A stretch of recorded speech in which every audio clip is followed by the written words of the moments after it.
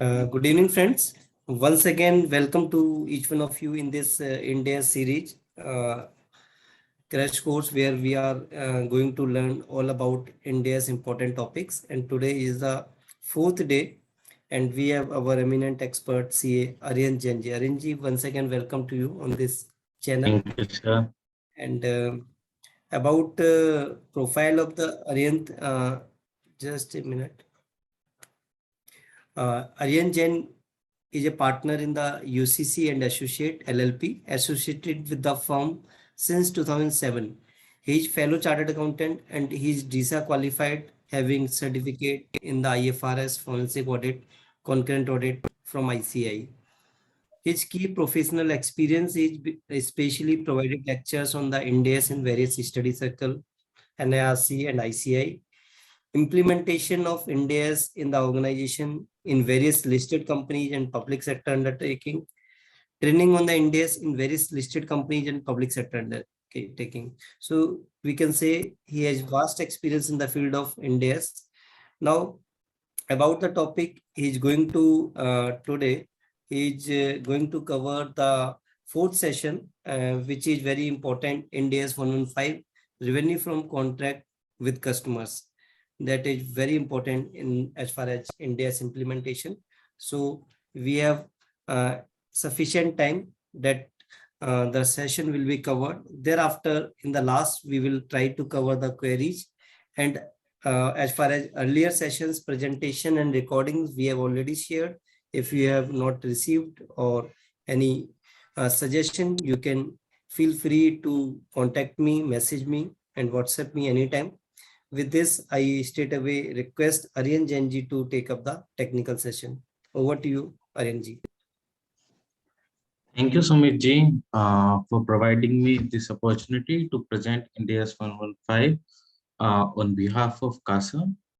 I have been associated with Sumit ji since last many years. Actually, Sumit ji is the first person who has given me opportunity to present India's courses organized by NICASA in ICI. Thereafter, once journey started, thereafter I got many opportunities, but I would again like to thank Sumit ji for that topic. Now we are starting our India's 115.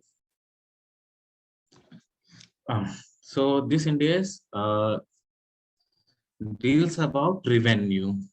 Can anyone tell me which was the AS for revenue in accounting standard, or which is the AS?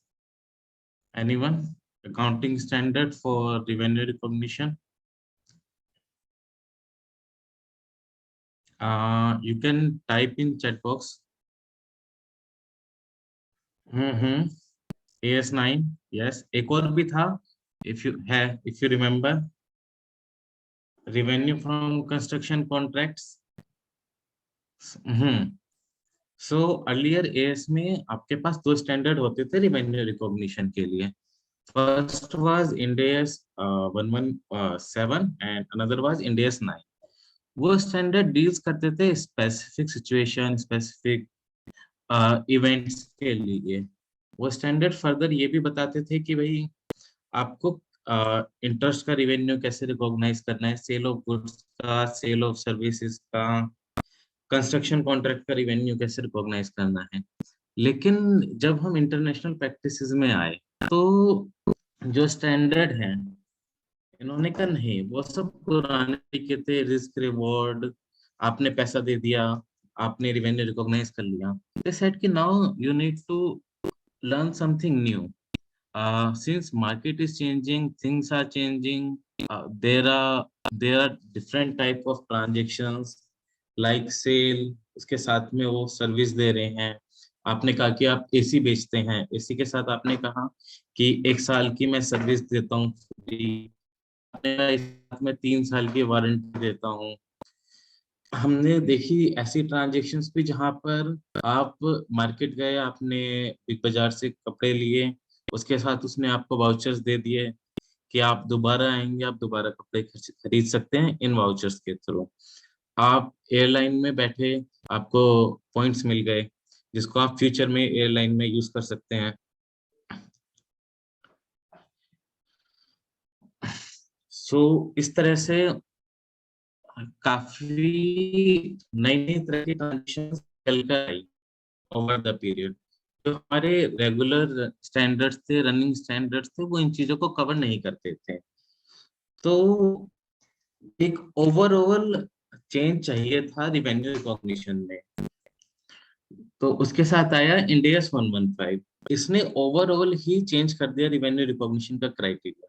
सबसे पहले तो इसने दोनों standards हटा के एक merge कर दिया। सो इंडियस 7, इंडियस 9 गॉन, और AS 7 and AS 9 are gone, as well as Ind AS में जब हम पढ़ते थे इंडियस 11 एंड इंडियस 18 होता था रिवेन्यू रिकॉग्निशन के लिए, वो दोनों स्टैंडर्ड्स भी चले गए। उसकी जगह आ गया है इंडियस 115। अर्लियर हम लोग कहते थे कि रिवेन्यू कब रिकॉग्नाइज करना है, so there was only one criteria कि आपका रिस्क एंड रिवॉर्ड ट्रांसफर हो जाना चाहिए। बट नाउ जैसे कि आपको ये देखना है कंट्रोल आप ट्रांसफर कर रहे हैं या नहीं कर रहे हैं। तो मान लीजिए हम अपना एसी वाला एग्जांपल ही समझे। हमने कहा मैंने एसी दिया, एसी के साथ मैंने 3 साल की सर्विस दी एंड 3 साल की वारंटी दी। मैंने 1 लाख रुपए का एसी बेचा।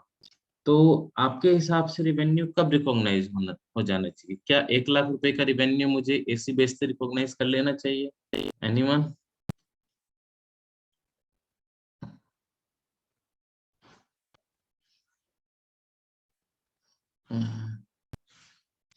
Yes,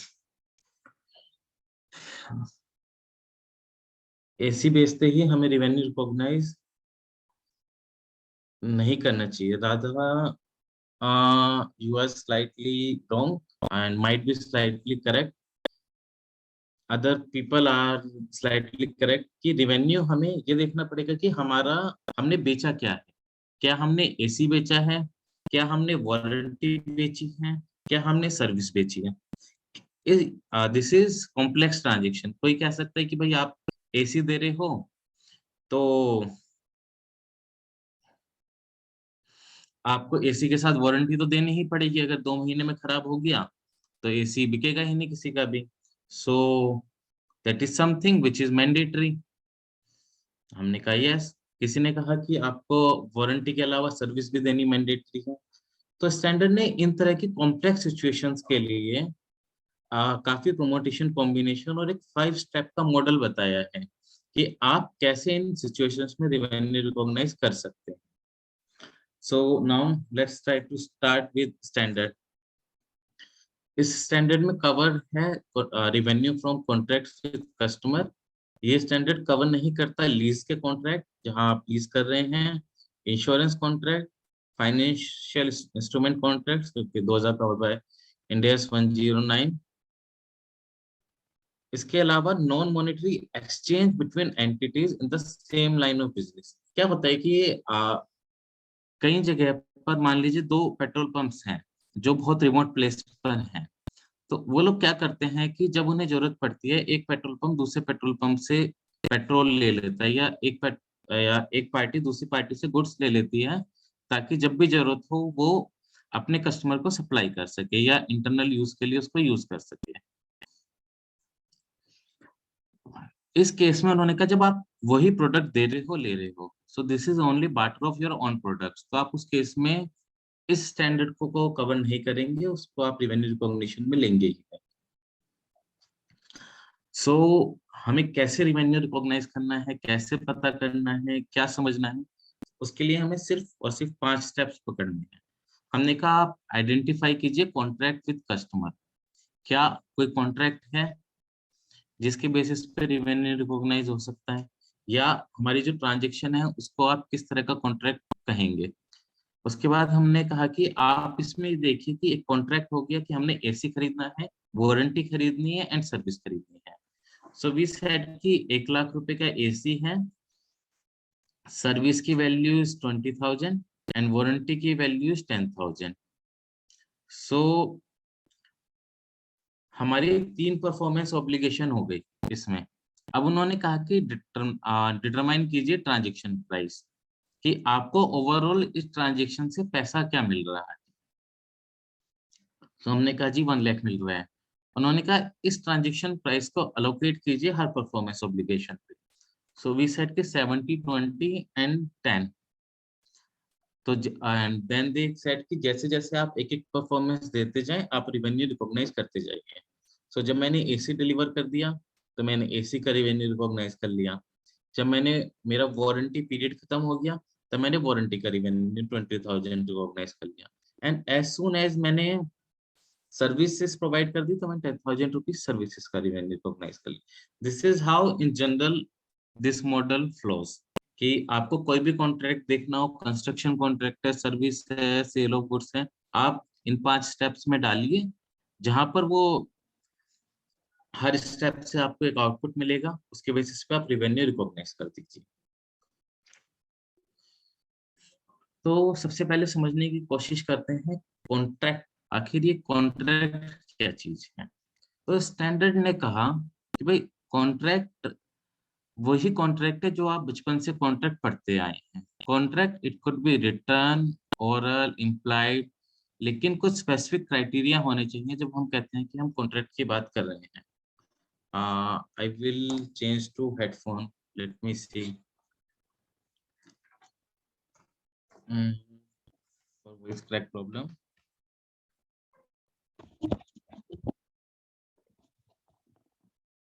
Am I audible? Yes, Aryanji, yes. ठीक है, हाँ जी। सो हाँ जी, किसी ने ये पूछा है अभी कि वारंटी का रिवेन्यू कब रिकॉग्नाइज करना है। सो वारंटी का रिवेन्यू हम रिकॉग्नाइज करते हैं जैसे ही हमारा पीरियड ऑफ वारंटी खत्म होता जाता है। सो हमने कहा कि हमने 1 अप्रैल को एसी बेच दिया, 1 अप्रैल 2020 को। 31 हमने कहा कि 2 साल की वारंटी है, तो अब 1 अप्रैल 20 को हम रिकॉग्नाइज करेंगे सिर्फ सेल का रिवेन्यू। अप्रैल 20 से मार्च 21, अप्रैल 20 से मार्च 21 एंड मार्च 21 से मार्च 22। 2 साल हो गए मेरे पास वारंटी के, तो हर साल का वारंटी का रिवेन्यू मैं मेरा वारंटी का रिवेन्यू था 20,000, तो मैं 10,000 रुपए हर साल में रिवेन्यू रिकॉग्नाइज करता जाऊंगा। This is how warranty revenue is recognised. AS के टाइम पे हम लोग क्या करते थे कि इन केसेस में हम लोग, हाँ, एएस के टाइम पे हम लोग क्या करते थे, हम लोग रिवेन्यू तो रिकॉग्नाइज कर लेते थे पूरा, और हम वारंटी का प्रोविजन क्रिएट करते थे। So this is difference between AS and Ind AS accounting. Ind AS accounting कहते हैं कि आपको ट्रांजैक्शन का ट्रू कलर देख के रिवेन्यू रिकॉग्नाइज करना है। although net impact on my profit and loss account may or may not be same, but what should be your top line, this standard tells. Gurpreet, yes, you can allocate it on month-wise basis. Like if you are preparing quarterly, monthly financials, yes, you can allocate it on month basis. Yeah. So we were on what is performance, what is contract. So contract में उन्होंने कहा कि ये एक return भी हो सकता है, वर्बल भी हो सकता है, लेकिन कुछ क्राइटेरिया हैं जो मैच करने चाहिए। उन्होंने कहा एक तो भी दोनों पार्टियों का कमिटेड है कि वो लोग परफॉर्मेंस ऑब्लिगेशन को करेंगी ही करेंगी। दोनों पार्टियों ने कॉन्ट्रैक्ट को अप्रूव कर लिया है। टर्म्स एंड जो परफॉर्मेंस ऑब्लिगेशंस है उस कॉन्ट्रैक्ट में वो डिफाइंड है, पता है कि एक्चुअली काम क्या होना है, पेमेंट टर्म्स डिफाइंड है, एंड मोस्ट इम्पोर्टेंटली वो एग्रीमेंट का कमर्शियल सब्सटेंस है, means that is normal transaction. ऐसा नहीं है कि वो ट्रांजैक्शन कोई आपने मार्केट में अगर आप जाओ तो वो ट्रांजैक्शन वैसी मिले ही नहीं। So you need to see कि वो ट्रांजैक्शन आपका कमर्शियल सब्सटेंस है।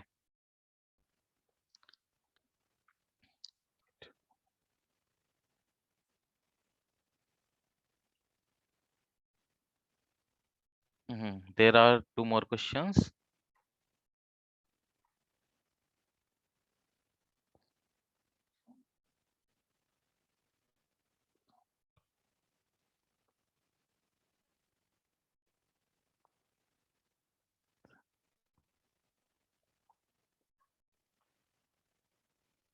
हाँ जी, तो गुरप्रीत पूछ रहे हैं कि अगर हम मई में बेचते हैं then 11 month warranty to be recognized.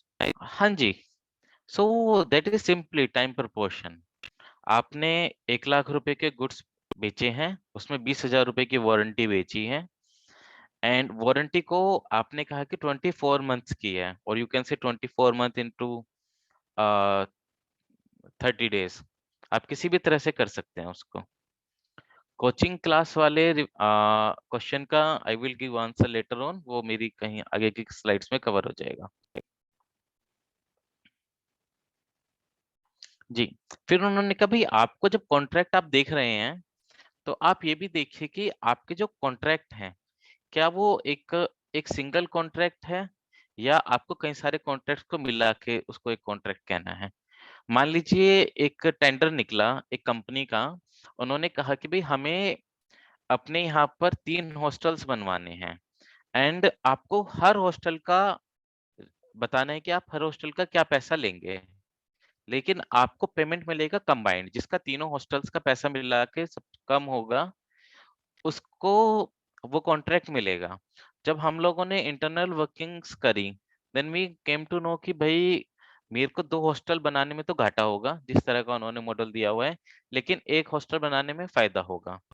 ठीक है, अब हमने बिडिंग कर दी, तो whether it is a combined contract और अ सिंगल कॉन्ट्रैक्ट मींस जब हम लोग इसका रेवेन्यू रिकॉग्निशन में जाएंगे तो हमें क्या हो, हर हॉस्टल वाइज चलना होगा या एक इकट्ठा जोड़ के चलना होगा। जी, सिंगल और कंबाइंड। सो स्टैंडर्ड्स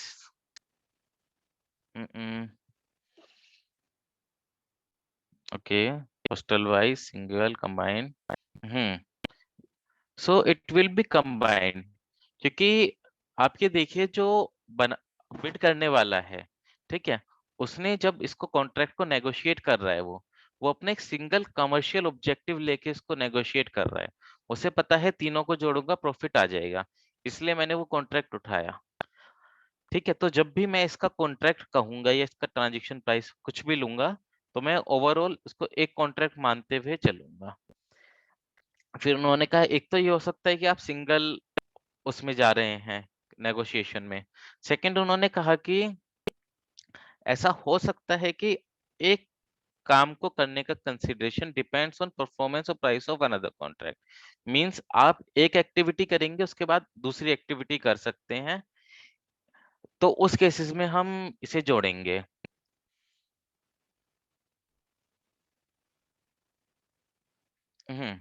तो एक एग्जांपल से समझते हैं। ए लिमिटेड एक कंपनी है, हाँ, ये ए लिमिटेड एक सॉफ्टवेयर कंपनी है, एक कॉन्ट्रैक्ट में एंटर करती है, उसको लाइसेंस करना है अपना एक CRM software to customer B.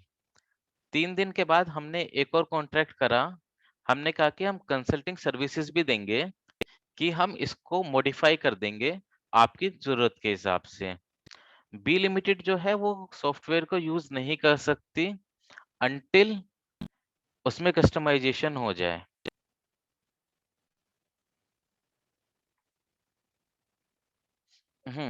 So my question is, क्या ये सिंगल कॉन्ट्रैक्ट है, और सॉरी क्या ये कंबाइंड कॉन्ट्रैक्ट है या इंडिपेंडेंट कॉन्ट्रैक्ट है? दोनों।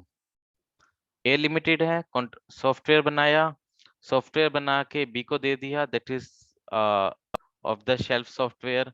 उसके बाद उन्होंने कहा कि भाई आप हमारे हिसाब से मॉडिफाई कर दीजिए। 3 दिन बाद उन्होंने कहा मॉडिफाई कर देंगे, उसका अलग पैसा देंगे, पर यूज तभी होगा जब वो मॉडिफाई हो जाएगा।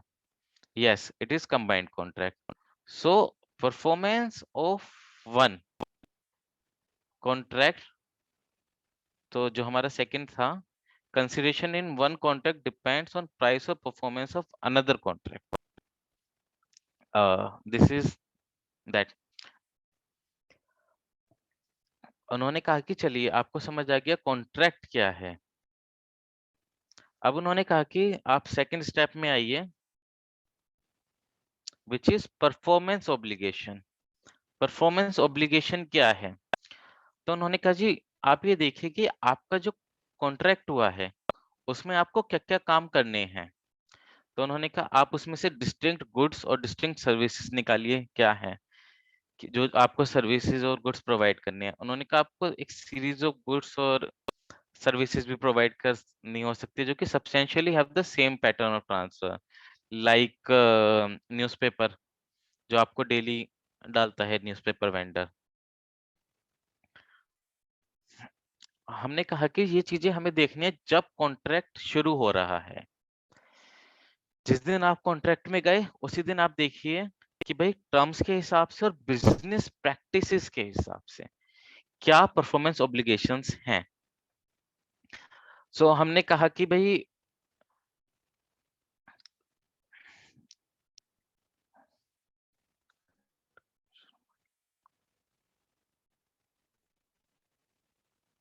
जैसे लॉयल्टी पॉइंट्स हो गए होटल के, वो आपकी कस्टमरी प्रैक्टिस है जो मार्केट में चल रही है। मेंटेनेंस जो ऑटोमोटिव मैन्युफैक्चरर्स देते हैं, इस तरह की चीजें आपकी बिजनेस प्रैक्टिसेस हैं जिस वजह से ये मिलती हैं।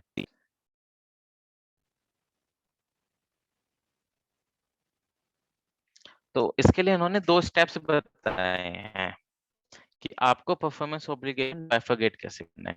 सबसे पहले तो आप उठाइए सीधा कि जो आप इस कॉन्ट्रैक्ट में डिलीवर करने वाले हैं वो क्या गुड्स और सर्विस अलग-अलग करी जा सकती हैं या नहीं है।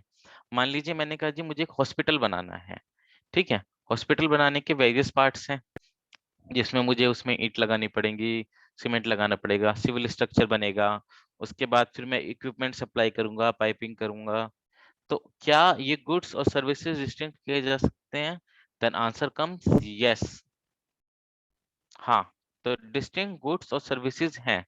क्या कस्टमर को बेनिफिट मिल सकता है उन गुड्स और सर्विसेज से? यस। क्या कस्टमर गुड्स और सर्विसेज को अदर रेडिली अवेलेबल रिसोर्सेज के साथ यूज कर सकता है? यस। तो ये डिस्टिंक्ट गुड्स और सर्विसेज हो गए। मान लीजिए आप एक अकाउंटिंग का एग्जांपल लेते हैं। किसी ने आपको कहा कि हमारी अकाउंटिंग कर दीजिए 3 महीने की, ठीक है? आपके ऑफिस से बंदा गया, उसने 2 महीने अकाउंटिंग कर दी।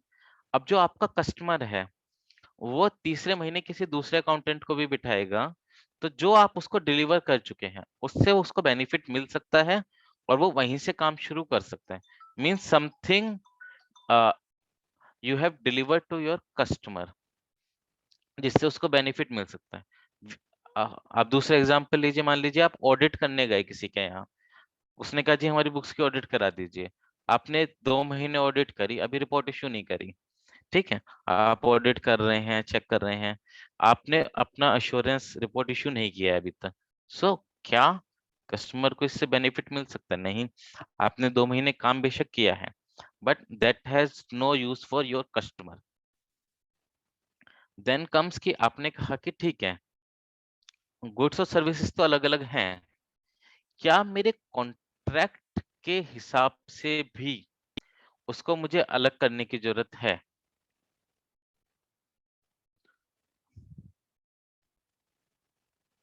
कि आप ये देखिए आपने क्या-क्या प्रोमिसेस किए हैं कस्टमर को डिलीवर करने के लिए। क्या वो कंबाइंड आउटपुट है या सिंगल आउटपुट है? और क्या आपके गुड्स और सर्विसेज एक दूसरे पर हाईली डिपेंडेबल हैं या इंडिपेंडेंट हैं? इसको हम थोड़ा एक एग्जांपल से समझते हैं आगे।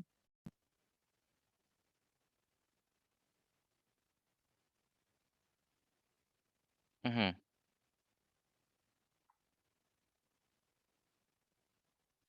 So there is an entity, it enters into a contract and install customized equipment and provide maintenance services for 5-year period. एक कंपनी है वो एक कंपोनेंट बनाती है। उसने क्या किया, उसने कहा कि मैं आपके यहाँ पर इस इक्विपमेंट को इंस्टॉल भी कर दूंगा और 5 साल की सर्विसेज दूंगा। इंस्टॉलेशन के बिना वो प्रोडक्ट नहीं चल सकता।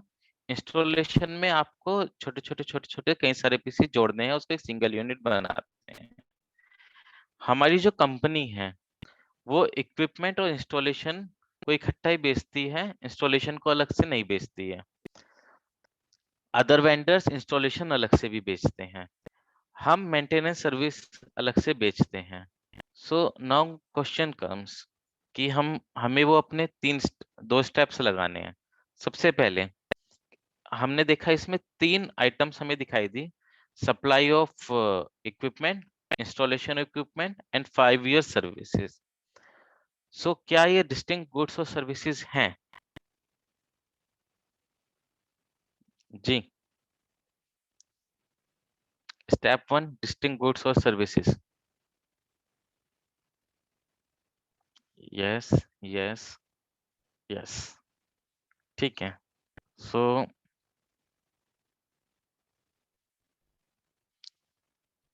तो हमने कहा goods can not be used without installation, लेकिन कस्टमर जो है कहीं और से भी इंस्टॉलेशन करवा सकता है, इसलिए डिस्टिंक्ट हो गया।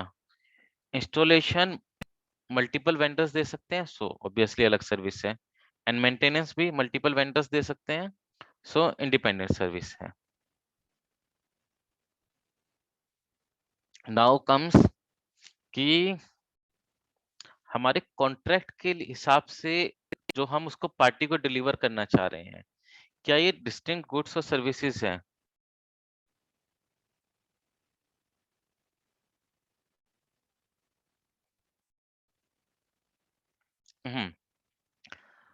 सो हमने कहा कि इक्विपमेंट इंस्टॉलेशन और इक्विपमेंट सप्लाई ये दोनों हाईली इंटर रिलेटेड हैं, क्योंकि हम जो इसको देते हैं या हमारा जो पर्पस है कॉन्ट्रैक्ट करने का, हमने कहा जी हम लगा के देंगे आपको। So these are highly dependent upon each other, कि उसके बिना इक्विपमेंट चल ही नहीं सकता। So these are one service.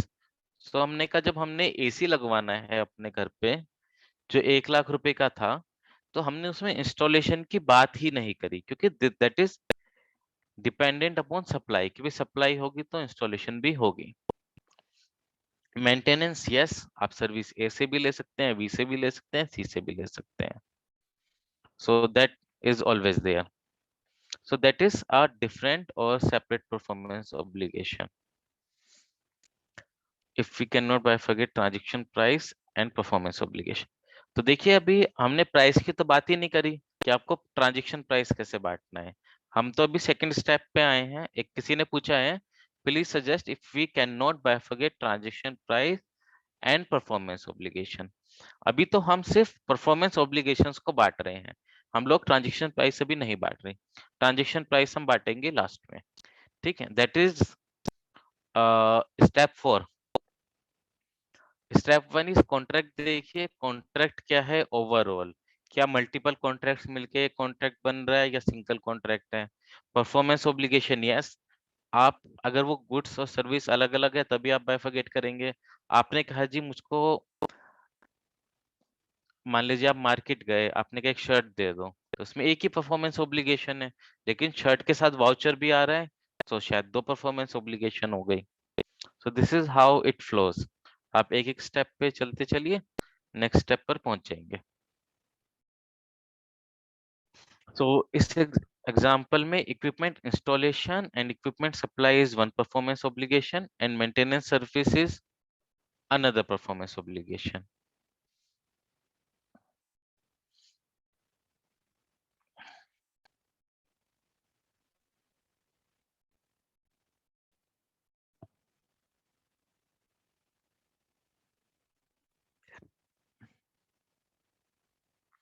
फिर अब हमने कहा एक और एग्जांपल लेते हैं, जो हमने हॉस्पिटल वाला एग्जांपल शुरू करा था पीछे, कि मुझे एक हॉस्पिटल बनाने का कॉन्ट्रैक्ट मिला है। अगर हम स्टेप 1 पर देखें तो स्टेप 1 के हिसाब से यस, हॉस्पिटल बनाने के लिए जो भी वो गुड्स और सर्विसेज वहां पर प्लेस कर रहा है, उसने कहा जी मैंने सिविल स्ट्रक्चर खड़ा कर दिया, मैंने आपके पाइप्स लगा दिए, yes these are your distinct goods. आप उन कस्टमर उसका बेनिफिट ले सकता है यस, क्योंकि वो कस्टमर की साइट पर लगे हैं, कस्टमर उसको उठा के बेच भी सकता है, कुछ भी कर सकता है। लेकिन स्टेप 2 में क्या मेरी परफॉर्मेंस मैं उसको कुछ अलग दे रहा हूँ या मैं एक ही उसको सर्विस देना चाह रहा था, तो मैंने उसको एक कंबाइंड आउटपुट देना था, that is hospital. So these are not separate performance obligation. उसके बाद परफॉर्मेंस ऑब्लिगेशन में ही ये कहते हैं कि आपको आइडेंटिफाई करना है प्रिंसिपल और एजेंट को, कि आप एज ए प्रिंसिपल काम कर रहे हो या आप एज एन एजेंट काम कर रहे हो.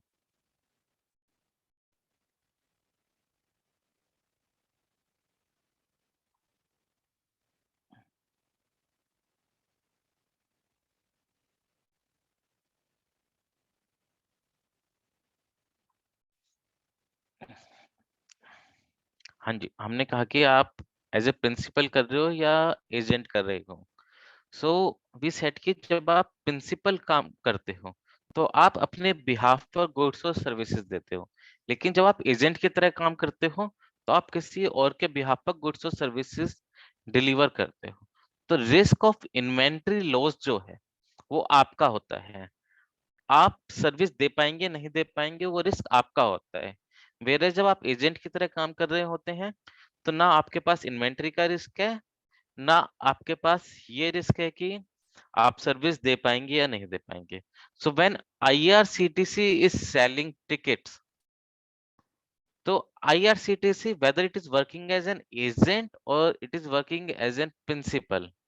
जी बताएं, इज IRCTC एजेंट और प्रिंसिपल? हम्म. और anyone? Agent. yes, IRCTC is agent. IRCTC is not principal, क्योंकि IRCTC रेलवे टिकट्स बेचती है इंडियन रेलवे के बिहाफ पर. Indian railway is under obligation to provide services to you. अगर ट्रेन कैंसिल होता है, कुछ भी होता है, तो रिफंड की जिम्मेदारी इंडियन रेलवे की है, IRCTC की नहीं है. सो IRCTC अपनी बुक्स में सिर्फ और सिर्फ आपका जो 15 रुपए 10 रुपए कमीशन लगता है टिकट पर, उतना ही रिवेन्यू रिकॉग्नाइज करती है और नहीं करती है. If you have seen their balance sheet.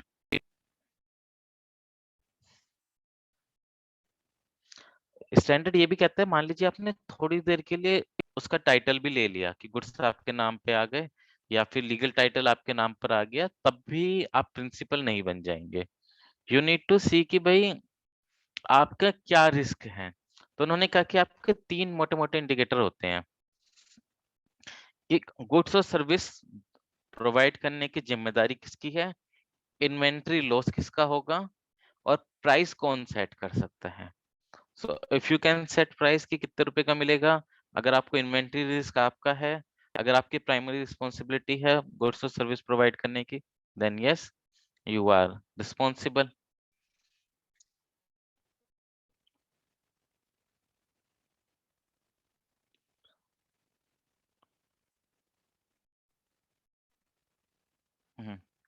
एक मान लीजिए एग्जांपल समझते हैं. एक कंपनी है ट्रेवल को, उसने क्या किया, कुछ मेजर एयरलाइंस के साथ टाई अप कर लिया कि भाई आप मुझे टिकट्स दे दीजिए कम रेट्स पर और मैं इसको अपनी वेबसाइट्स के थ्रू बेचूंगा.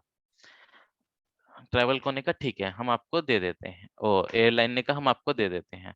अब चाहे बिके या नहीं बिके, आपकी जिम्मेदारी है, आपके टिकट्स हो गई. ट्रैवल को अब ये भी डिसाइड कर सकता है कि वो वहां से 70 रुपए में टिकट लाया था, वो 100 की बेचे या 60 रुपए की बेचे.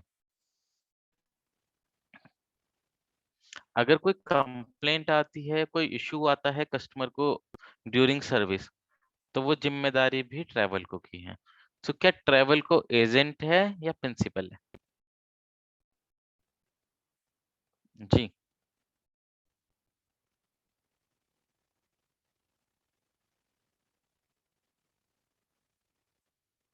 Yes, travel co is principal, he is not agent. क्यों? क्योंकि तीनों रिस्क ट्रैवल को ले रहा है. इन्वेंट्री लॉस का रिस्क उसका है, प्राइस वो फिक्स कर सकता है. सो ट्रैवल को इज एजेंट वो प्रिंसिपल. क्वेश्चन भेजा था किसी ने, काफी लंबा सा क्वेश्चन था। चलिए मैं आपको क्वेश्चन थोड़ी देर में देख के बताता हूँ। That is missing.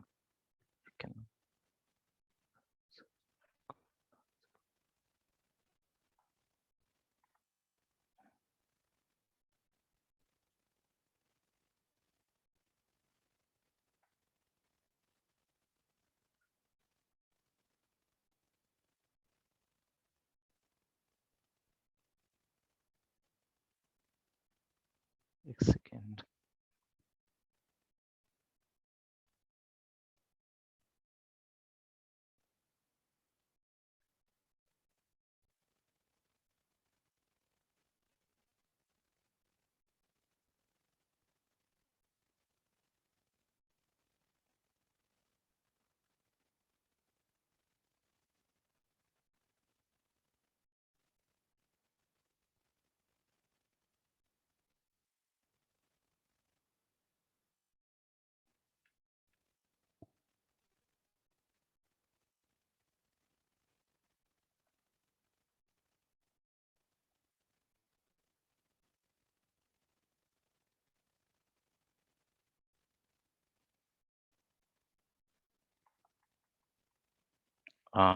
एक मिनट बस, थोड़ा सिस्टम हैंग किया।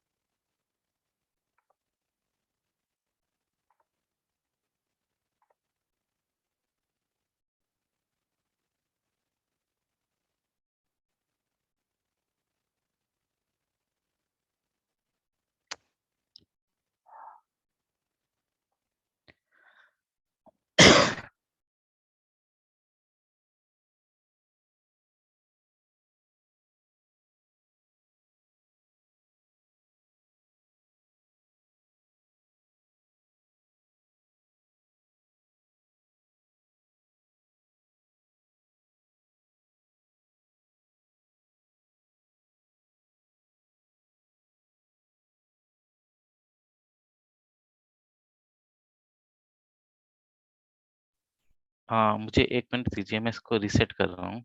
कुछ इशू है। जी जी आर्यन जी।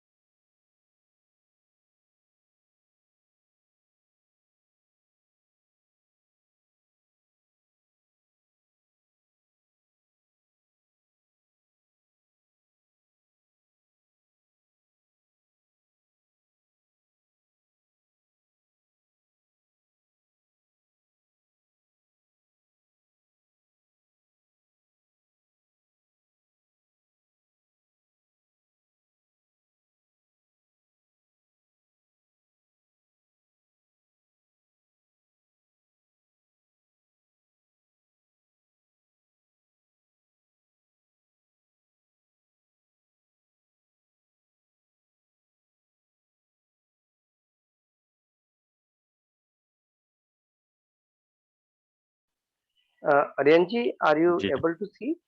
Yes yes yes Yes, now perfect. जी हम्म उसके बाद स्टैंडर्ड ने कहा कि कई बार हमने जो शुरू में एग्जांपल डिस्कस किया कि ये भी होता है कि कस्टमर को गुड्स के साथ साथ एक राइट मिल जाता है कि वो फ्यूचर में उस राइट को भुनाकर अपना कुछ बेनिफिट ले सकता है, जैसे बिग बाजार और मेट्रो और any shopping mall wherever you go और Reliance, you always get some customer loyalty points, कुछ इंसेंटिव, कुछ पॉइंट्स। तो उसका अकाउंटिंग कैसे हो? तो स्टैंडर्ड ने कहा कि उसका रिवेन्यू आपको तब रिकॉग्नाइज करना है जब वो गुड्स और सर्विस डिलीवर हो जाए।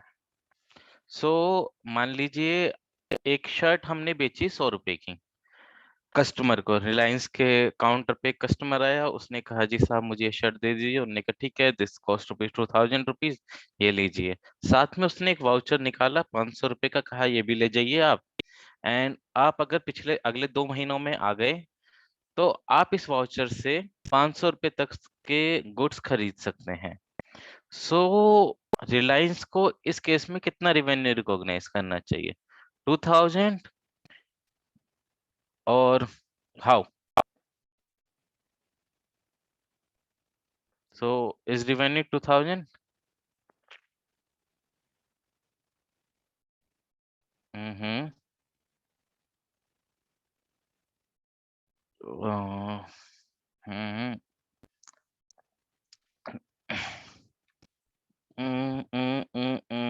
यस। सो कुछ लोगों का कहना है 2000, कुछ लोगों का कहना है 1500। So answer could be slightly different, slightly same.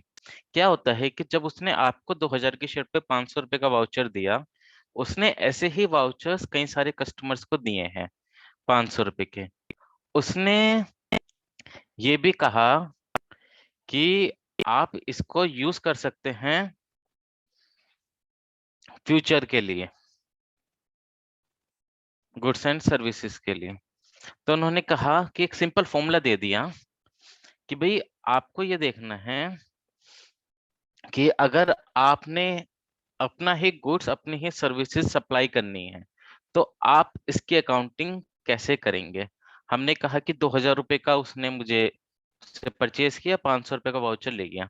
इस तरह से मेरे कई सारे कस्टमर कई सारे वो रिवॉर्ड्स ले गए हैं मेरे से। So what I will do at an reporting date, मैं ये देखूंगा कि मेरे आज तक कितने रिवॉर्ड यूज कर चुके हैं लोग। सो से वो 3 मंथ के बीच में 31 मार्च आ जाता है, कितने मुझे एक्सपेक्टेड हैं कि यूज होंगे, और एक रिवॉर्ड पॉइंट का कितना रिवेन्यू है। सो मैंने कहा मैंने 500 रुपए के ऐसे 10 वाउचर दिए हैं, एंड मेरी जनरल बिजनेस प्रैक्टिस ये बताती है कि अगर मैंने 10 दिए हैं तो 10 में से 8 ही वापस आते हैं, 8 ही गुड्स परचेज करते हैं। तो हम लोग क्या करेंगे, सबसे पहले हम 8 × 500, 8×5 = 40, 4000 रुपए का मुझे समझ आ गया कि मेरा ऐसा रिवेन्यू है जो मेरा फ्यूचर में हो सकता है कि मुझे सर्विसेज डिलीवर करनी है। एंड 2000 × 10, मतलब मैंने 20,000 रुपए का गुड्स बेचे हैं। सो मैं क्या करूंगा, मैं डेबिट करूंगा अपनी बुक्स में, बैंक अकाउंट डेबिट 20,000 रुपए, रिवेन्यू 16,000 रुपए, एंड 4,000 रुपए मेरी बुक्स में एज लाइबिलिटी खड़ा हो जाएगा, या डेफर्ड रेवेन्यू खड़ा हो जाएगा। मैं ये रिवेन्यू तब रिकॉग्नाइज करूंगा जब मेरी गुड्स और सर्विस डिलीवर हो जाएंगे। एक एग्जांपल से समझते हैं। एक ग्रोसरी रिटेलर है, वो कस्टमर लॉयल्टी प्रोग्राम भी चलाता है अपने यहाँ पर। उसने कहा कि भाई मैंने आपको रिवॉर्ड पॉइंट दिए हैं और ये आप यूज कर सकते हैं। मैंने 100 रिवॉर्ड पॉइंट दिए ईयर के स्टार्ट में, मुझे पता है कि 80 रिडीम हो जाएंगे, और एक पर जो मैं बेनिफिट देता हूँ रिवॉर्ड पॉइंट पर, वो 1 रुपये 25 पैसे का देता हूँ। तो मेरा ओवरऑल रिवेन्यू रिवॉर्ड पॉइंट से हो गया 100 रुपए का। अब हमारे ईयर 1 के एंड पे 40 पॉइंट्स रिडीम हो गए, ईयर 2 के एंड पे 41 हो गए, एंड ईयर 3 के एंड पे मेरे 9 पॉइंट और रिडीम हो गए। अब मुझे लगता है बस अब और कोई कस्टमर रिवॉर्ड पॉइंट रिडीम नहीं करेगा। So what will be my revenue allocated to points in each year? जी, year 1, year 2, year 3, you can simply write numbers जो आपके हिसाब से वैल्यू आएगी।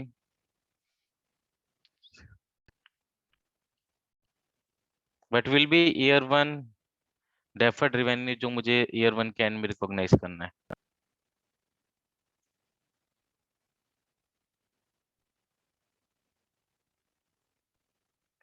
हम्म सो ईयर 1 के स्टार्ट में जैसे ही मैंने रिवॉर्ड पॉइंट दिए, 80 पॉइंट कस्टमर्स को बांटे, मैंने 100 रुपए का रेवेन्यू डेफर कर दिया। सो मैंने ईयर 1 की स्टार्टिंग में 1 अप्रैल 20 को खड़े होकर एंट्री डाली। जैसे ही मैंने वो रिवॉर्ड पॉइंट दिए थे, बैंक अकाउंट डेबिट से 1000 रुपए का सेल हुआ था, टू रेवेन्यू 900 रुपए, टू डेफर्ड रेवेन्यू 100 रुपए। कस्टमर से कैश लेते ही ये एंट्री डल गई। उसके बाद जैसे ही ईयर खत्म हुआ, 40 रिवॉर्ड पॉइंट यूज हो गए, तो 40 रिवॉर्ड पॉइंट मीन्स 50 रुपए। तो 50 रुपए का रिवेन्यू मैंने रिकॉग्नाइज कर लेना है, deferred revenue debit to revenue. Year 2 के एंड पे मैंने देखा 81 पॉइंट रिडीम हो गए, तो 81 पॉइंट्स का कॉरस्पॉन्डिंग रिवेन्यू इज 90 रुपीज। अभी तक मैं रिकॉग्नाइज कर चुका हूँ 50 पॉइंट्स का 50 रुपीज का रिवेन्यू, तो 40 रुपीज का मैं एडिशनल रिवेन्यू रिकॉग्नाइज कर लूंगा।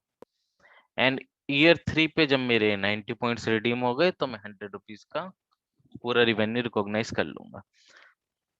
This is how it flows. इसमें किसी को doubt? Anyone?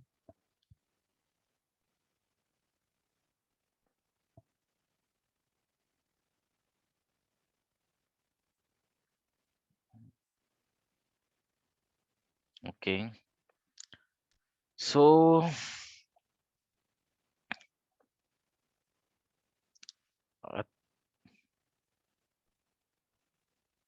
Atul wants to ask something.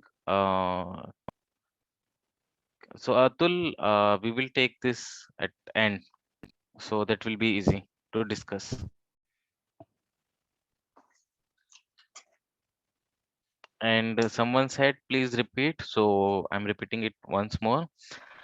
देखिए क्या होता है कि जब आपने रिलायंस ने अपने शोरूम पर आपको कोई गुड्स और सर्विसेज बेचे, तो उसने क्या करा, आपसे आज की सेल का तो पैसा ले लिया है, उसके साथ उसने आपकी अपनी फ्यूचर सेल का पैसा भी आपसे आज ही ले लिया है। तभी तो वो आपको वाउचर के बदले में शर्ट दे रहा है। अदरवाइज आप शर्ट ले जाएंगे 1-2 महीने बाद आकर और वाउचर दे जाएंगे, तो उसको कोई रिवेन्यू रिकॉग्नाइज ही नहीं हो पाएगा। इसलिए ये डेफर्ड रिवेन्यू का कंसेप्ट आया, ताकि जब गुड्स जा रहा है तो रिवेन्यू उसके साथ साथ रिकॉग्नाइज हो पाए। How we come to know 90 point? Ah, so this is good question. How we come to know 90 points will be redeemed? These all are probability based expectations, based on past experience, based on market survey, based on research. So अगर आप कहें कि gym, simple example, आप कहें कि gym की membership लेते हैं 100 लोग, लेकिन पूरे साल जिम जाते हैं शायद 10 लोग, so that is something which is industry wide experience available. Data are available with all these companies कि उनका कितना रिडीम हो जाता है, कितना बच जाता है। And obviously at each reporting date you need to revalidate your figures. Year 1 के एंड में आपका एक्सपेक्टेशन अलग हो सकता है, ईयर 2 के एंड में आपका एक्सपेक्टेशन अलग हो सकता है। So at every point you can modify your assumption और योर बेस, कि नहीं मुझे लगता है इतना होगा, with supporting evidence you can always modify.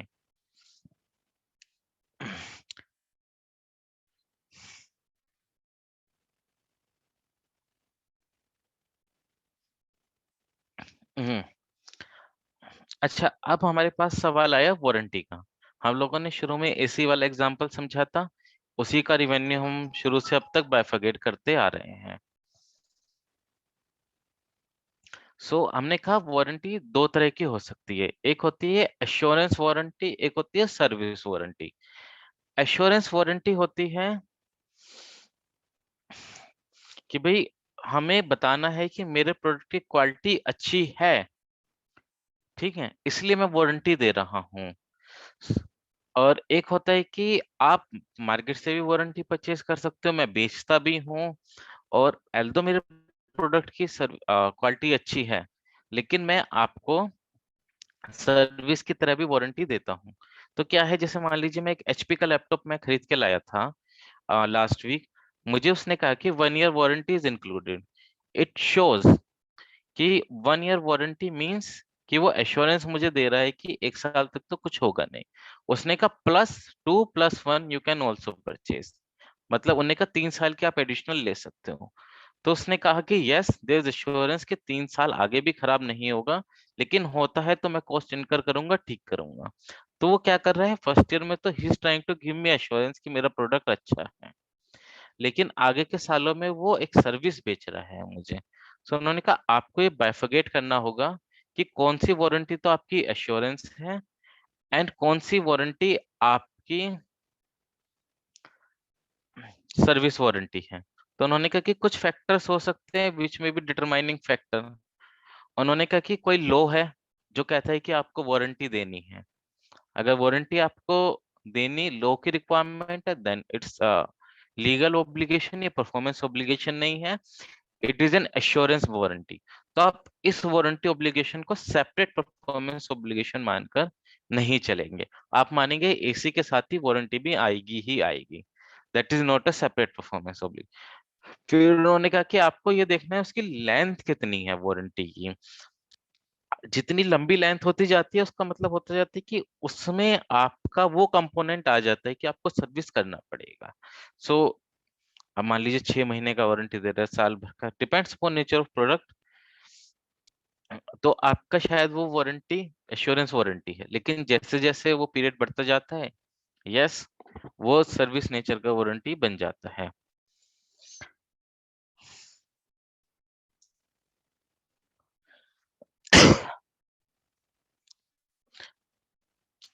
फिर हमने कहा कि क्या होता है कि जैसे मान लीजिए मैं एचपी का लैपटॉप लेके आया, उसने वेंडर ने मुझे कहा कि भाई ये लैपटॉप ये काम कर सकता है, इसमें आप कैमरा भी है, आप वीडियो भी देख सकते हैं, आप स्पीकर पे बात कर सकते हैं।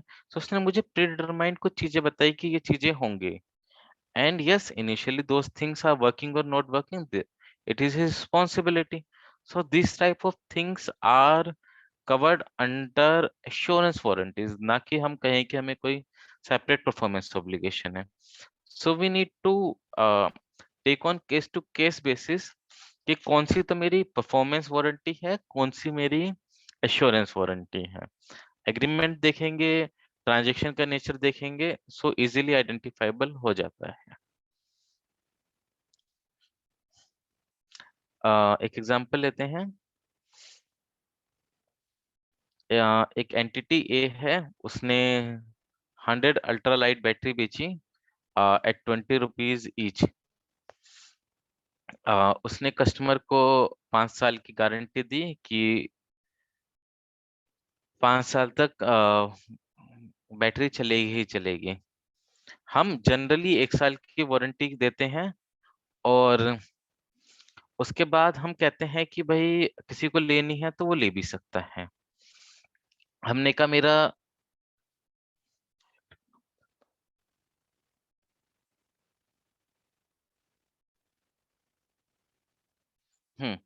तो हमने कहा कि 1700 रुपये मेरा एक उसका कॉस्ट है जो मेरी बैटरी है, एंड 300 रुपये मेरी सर्विस वारंटी की है फॉर नेक्स्ट 3 इयर्स, जो मैं मान रहा हूँ।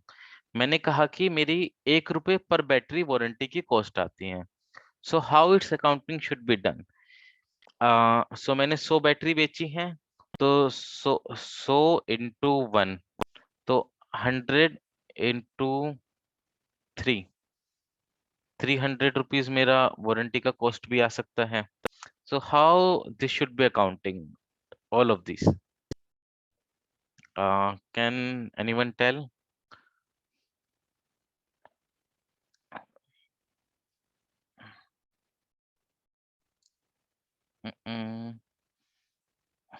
Okay, I will ask simple question. 2000 रुपए क्या ईयर 1 में रिवेन्यू रिकॉग्नाइज करना चाहिए या 1700 रिवेन्यू रिकॉग्नाइज करना चाहिए?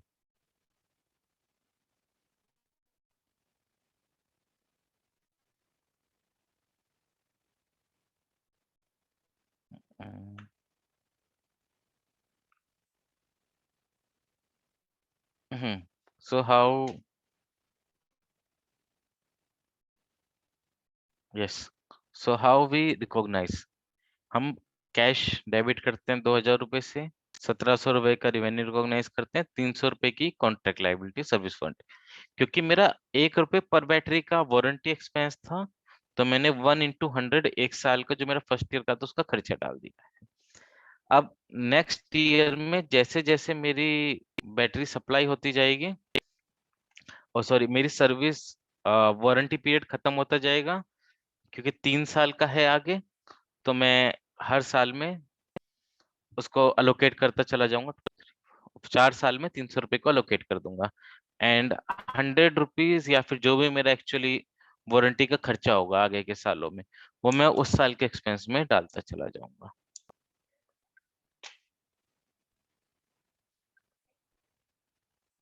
Any doubt?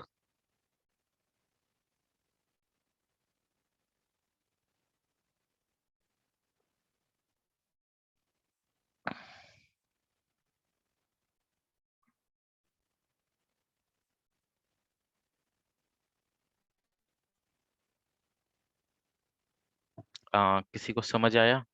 I can ask river question also.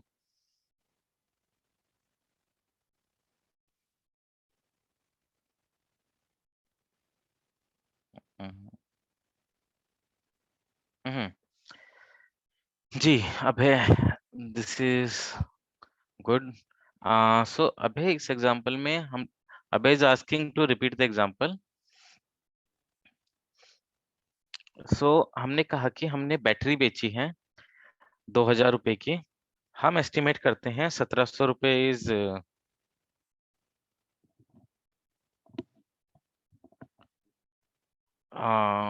हम एक्सपेक्ट करते हैं कि 1700 रुपए मेरा सेल ऑफ गुड्स का है, एंड 300 रुपए मैंने वारंटी सर्विस का अलोकेट किया।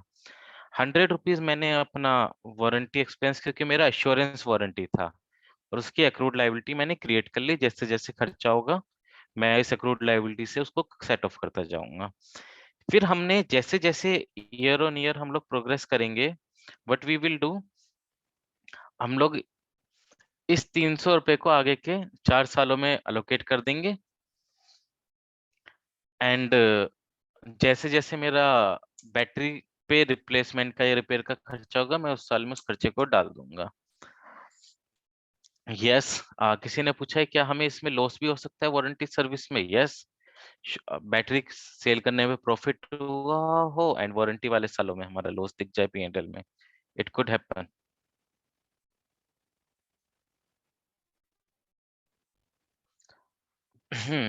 सो अभी हम लोगों ने 2 स्टेप समझे हैं। फर्स्ट स्टेप वाज कि भाई आपका कॉन्ट्रैक्ट क्या है, कॉन्ट्रैक्ट पढ़ो।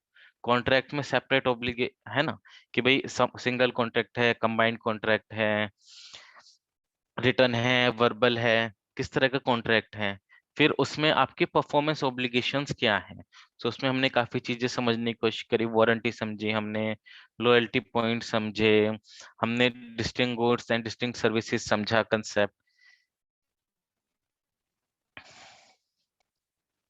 इस तरह से हम लोगों ने काफी कंसेप्ट समझे कि हम किस तरह से अलग अलग सिचुएशन में अलग अलग परफॉर्मेंस ऑब्लिगेशन को रिको पहचान सकते हैं। अभी तक हमने रिवेन्यू रिकॉग्निशन की बात नहीं करी, अभी तक हमने ये नहीं कहा कि कितना रिवेन्यू किस पे रिकॉग्नाइज होगा। वी सिंपली सेट कि हमने 2 स्टेप्स ले लिए हैं, हमने कॉन्ट्रैक्ट पकड़ लिया है, हमने ये पढ़ लिया है कि गुड्स और मेरी ऑब्लिगेशंस क्या है। उसके बाद हमने कहा कि भाई इस कॉन्ट्रैक्ट में मेरा ट्रांजैक्शन प्राइस क्या है, मतलब मुझे पैसा कितना मिलने वाला है अल्टीमेटली।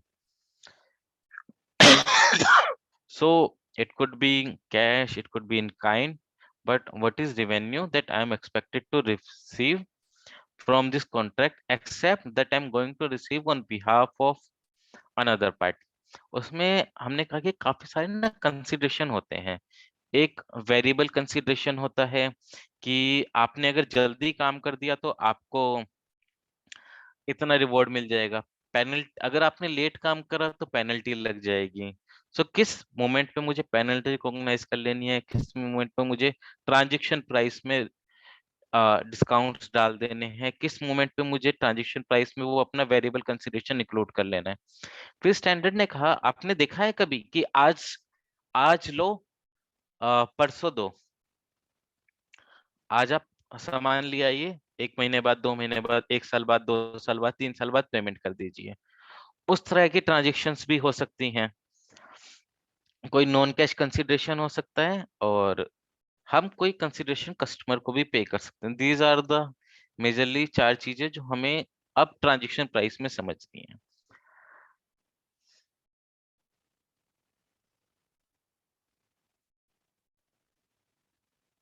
जी, अब हमने कहा कि वेरिएबल कंसिडरेशन होते हैं, जैसे कंस्ट्रक्शन कॉन्ट्रैक्ट में ये काफी ज्यादा देखा जाता है कि आपने कहा कि अगर आपने कंप्लीट कर दिया तो आपको 20% हम पैसा एक्स्ट्रा दे देंगे, या आपने लेट कर दिया तो हम आपका पैसा काट लेंगे। ऐसे ही मुझे किसी ने कॉन्ट्रैक्ट दिया कि भाई आप ये गुड्स मुझे 20 दिन में डिलीवर कर दो तो मैं आपको इतना पैसा दे दूंगा। या फिर किसी ने कहा जी आप ये कोर्स इतने दिन में कंप्लीट करवा दो तो आपको इतना एडिशनल बेनिफिट मिल जाएगा। तो स्टैंडर्ड ने कहा कि अब आपको कैसे डिटरमाइन करेंगे कि आपका ट्रांजैक्शन प्राइस क्या है जो आपको अलोकेट करना है डिफरेंट परफॉर्मेंस ऑब्लिगेशंस पर। सो हमने कहा इसके लिए 2 अप्रोच हैं। First approach is most likely approach, जब आपके सिर्फ 2 ही ऑप्शन है, हो जाएगा या नहीं हो जाएगा, सिंपल। हमने कहा भाई 15 दिन में काम हो जाएगा, हमने देखा अपना हिसाब किताब हो जाएगा, तो ठीक है। जैसे मैंने कहा मुझको से IFRS का पेपर देना है, तो किसी ने मुझसे पूछा हो जाएगा तो तुम्हें हम ये कॉन्ट्रैक्ट दे देंगे। सो मैंने देखा यस हो जाएगा, क्योंकि IFRS का पेपर इज इजी मुझे लगा। लेकिन किसी ने मुझसे कहा तुम्हें CA का पेपर देना है, तुम बताओ हो जाएगा या नहीं हो जाएगा। मैंने कहा भैया मुझे नहीं पता होगा या नहीं होगा, so answer is no, I can't tell कि हो जाएगा या नहीं हो जाएगा। तो मोस्ट पॉसिबल जो मुझे सर्टेन आउटकम है that could be no also. फिर उन्होंने कहा कि दूसरी अप्रोच हो सकती है कि आप वेटेड एवरेज कीजिए, कि काफी सारे आउटकम्स हो सकते हैं, हो जाएगा नहीं हो जाएगा, इतने दिन में होगा इतने दिन में नहीं होगा। और हर आउटकम पे उन्होंने एक वो दिया हुआ है कि 15 दिन में आपने काम कर दिया तो इतना कंसिडरेशन मिलेगा, 25 दिन में कर दिया तो इतना बोनस मिलेगा, 30 दिन में कर दिया तो इतना बोनस मिलेगा। जैसे आपका सेल इंसेंटिव्स होते हैं जो आप देते हैं, उस तरह की चीजें।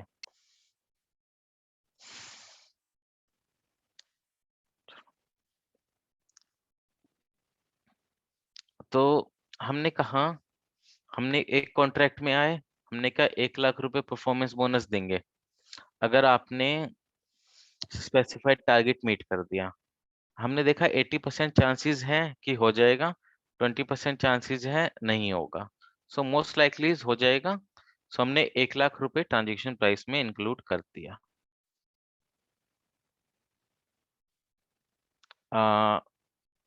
whereas another case could be, हमने कहा कि भाई होने के chances are these and these are the bonuses available. तो हो जाएगा, 10% प्रोबेबिलिटी है, तो इतने दिन में हो जाएगा, 1 लाख रुपए मिलेगा, इतने दिन में हो जाएगा, 80,000 बोनस मिलेगा। और जो जो मेरी प्रोबेबिलिटी थी मैंने उसके हिसाब से अपना बोनस अलोकेट कर दिया। And this is something I got 59,000, कि मेरा 59,000 रुपीज का बोनस इस ट्रांजेक्शन पे मुझे मिलने वाला है। तो मैं क्या करूंगा, जब मैं अपना sale price start of the contract निकालूंगा ना, मैं क्या करूंगा, मान लीजिए मेरा 10 लाख रुपए का कॉन्ट्रैक्ट था, 59,000 रुपए मैं और जोड़ दूंगा उसमें। अब 10,59,000 रुपए का मेरा कॉन्ट्रैक्ट हो गया। अब जैसे ही मेरी परफॉर्मेंस ऑब्लिगेशन एक भी डिस्चार्ज हुई और मुझे उस पे अपना रिवेन्यू एलोकेट करना है, से मैं चल रहा हूँ परसेंटेज ऑफ कंप्लीशन मेथड से। सो मेरा 20% कॉन्ट्रैक्ट कंप्लीट होते ही मैंने कहा मेरा एक परफॉर्मेंस ऑब्लिगेशन हो गया। सो मैं 20,000 को मल्टीप्लाई करूंगा, जो मेरा कॉन्ट्रैक्ट था 10 लाख का प्लस 59,000, 10,59,000 रुपए से। जबकि जब हम एएस में अकाउंटिंग करते थे तो एएस में हम कहते थे बोनस जब मिल गया तब रिकॉग्नाइज कर लो, आप पहले नहीं कर सकते। इंडेस ने इस केस में प्रूडेंस को रख दिया साइड में।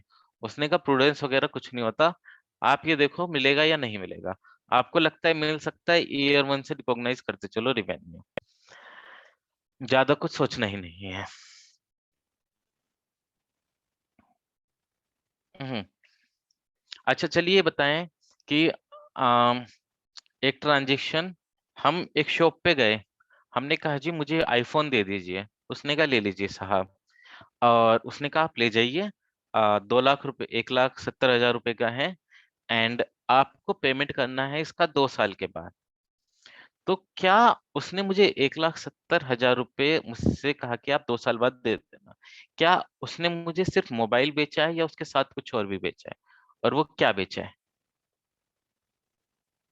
जी।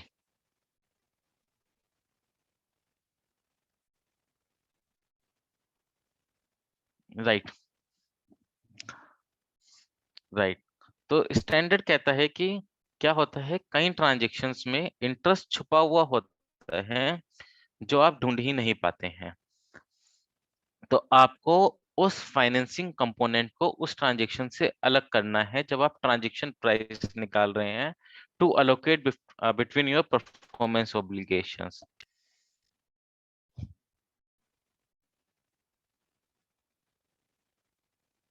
तो इसमें उन्होंने कुछ कंडीशंस बताए हैं। उन्होंने कहा कि एक तो आप ये देखिए कि अगर आप 12 महीने के अंदर अंदर आपका ट्रांजेक्शन सेटल हो रहा है, तो इन जनरल इंडेस ने कहा कि आपको उसमें फाइनेंसिंग कंपोनेंट ढूंढने की जरूरत नहीं है। ये प्रैक्टिकल एक एग्जाम्पशन दी गई है ताकि आपका 1 साल के भीतर भीतर जो ट्रांजेक्शन्स होती हैं उस पे ये फाइनेंसिंग कंपोनेंट ढूंढने ना बैठे अकाउंटेंट्स और ऑडिटर्स।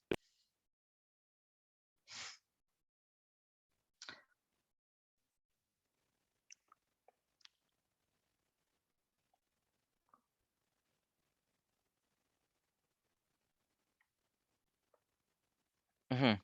फिर हम ये कहते हैं कि आपको ये भी देखना है कि वो एक्चुअली फाइनेंसिंग सिग्निफिकेंट है या नहीं है, या मैंने सिर्फ उसको प्रमोट करने के लिए अपने प्रोडक्ट को आपको उधारी पे दिया है। फिर हम ये भी कहते हैं कि हमें ये भी देखना है कि जब आप कस्टमर को कस्टमर आपकी फाइनेंसिंग कर रहा है या नहीं कर रहा है, आपको ये देखना है कि कहीं उसमें कोई रिटेंशन का कंपोनेंट तो नहीं है, उसमें कहीं ऐसा तो नहीं है कि जो कस्टमर कर रहा है बिकॉज उसको अपनी सेफ्टी करनी है।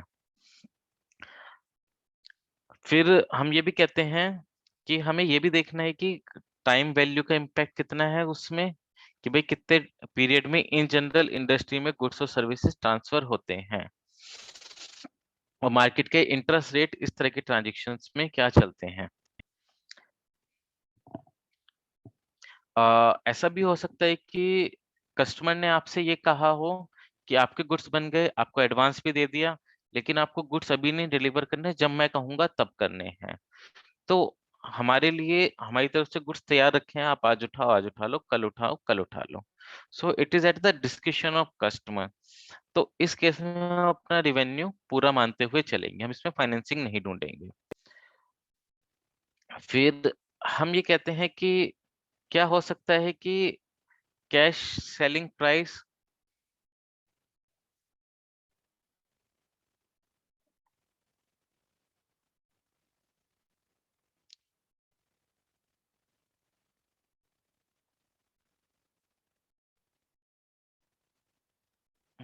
इसको सिंपली समझते हैं, इसमें ज्यादा कॉम्प्लिकेटेड सा बना हुआ है। हम्म।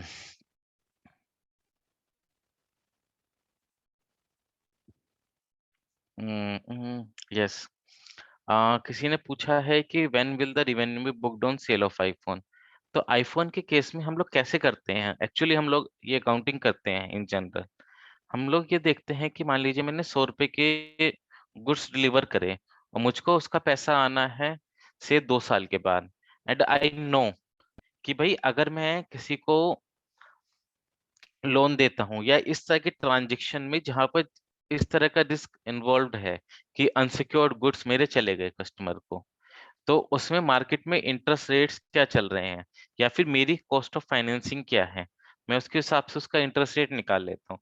सो मैंने कहा कि मेरा 10% का इंटरेस्ट रेट हो गया, सो मैंने उसको डिस्काउंट करा अपनी 1 लाख रुपए जो मुझे कस्टमर से लेना था, and somewhere I got a value of 81,000 rupees 10% से डिस्काउंट करके। So 81,000 will be my revenue from sale of mobile phone, and year 1 के एंड में मैं इसका 10% 8100 और रिकॉग्नाइज कर लूंगा, that is revenue from interest services. And उसके बाद अगले साल में मैं उसका फिर अनवाइंडिंग करूंगा डिस्काउंट का, एंड मैं अपना रिवेन्यू रिकॉग्नाइज करूंगा। इसका कोई एग्जांपल रखना देखिए।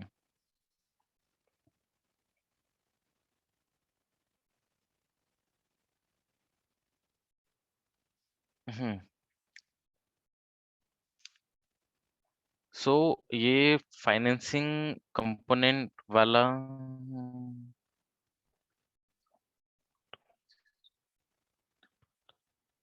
हाँ। सो ब्रजेश जी पूछ रहे हैं कि जब आप वारंटी भी दे रहे हो, आप सेल ऑफ मोबाइल फोन भी कर रहे हो, इस केस में क्या होगा।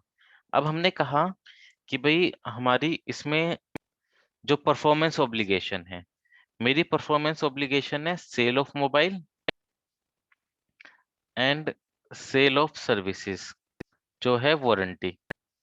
ठीक है, मैंने कहा मेरा 81,000 रुपीज मोबाइल सेल का ट्रांजेक्शन प्राइस है, एंड इसके ऊपर के मेरे जो बचे 19,000 रुपये, ये मेरा फाइनेंसिंग है। सो मैं ये 81,000 अलोकेट करूंगा मोबाइल की सेल में एंड रिवेन्यू फ्रॉम वारंटी में। This is how it flows. फिर एक सिचुएशन आती है जब हमें नॉन कैश कंसिडरेशन मिलता है कस्टमर से, उसको आप लोग कैसे रिकॉग्नाइज करेंगे। तो उन्होंने कहा कि जो आपको कंसिडरेशन मिल रहा है उसको आप फेयर वैल्यू कीजिए और वो आपका ट्रांजेक्शन प्राइस है। सो मैंने कहा कि मुझे आईटीआर भरनी है। ठीक है, सो आईटीआर भरने का मुझे अपना कितना रेवेन्यू रिकॉग्नाइज करना चाहिए। सो मैंने कहा कि अगर मैं किसी इंडिविजुअल के आईटीआर भरता हूँ, सो से आई चार्ज ₹5,000 फ्रॉम हिम, कि भाई आप मुझे 5,000 रुपये दे दीजिए। समहाउ मुझे मौका मिल गया कि मैंने अंबानी की आईटीआर भर दी, एंड अब उससे कहा, मैंने कहा सर फीस दे दीजिए। तो अंबानी क्या कहेगा कि ठीक है, आप फीस मत लीजिए, आप ये कार ले लीजिए। सो मेरे लिए रिवेन्यू क्या है, वो fair value of that car is my revenue.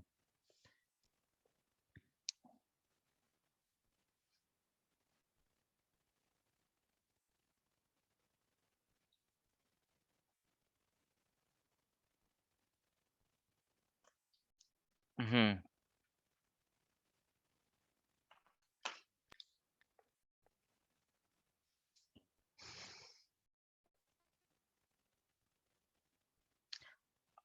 क्या होता है, कई बार जो हमारा कस्टमर है ना, वो अपनी एसेट्स भी उठा के हमें दे देता है कि भाई आप हमारी एसेट ले लीजिए और आप जो सर्विस प्रोवाइड कर रहे हैं उसके लिए यूज कर लीजिए। तो मान लीजिए कंपनी है, हमने उसके साथ एग्रीमेंट किया है जी हम आपको outsourcing of IT function service provide करेंगे, और कंपनी ने कहा ठीक है, तो आप आ जाइए और मेरे पास ये मशीन पड़ी हुई है, आप ये ले लीजिएगा, क्योंकि जब आप सर्विस दे रहे हैं तो मुझे अब इस मशीन की जरूरत नहीं है। We said okay.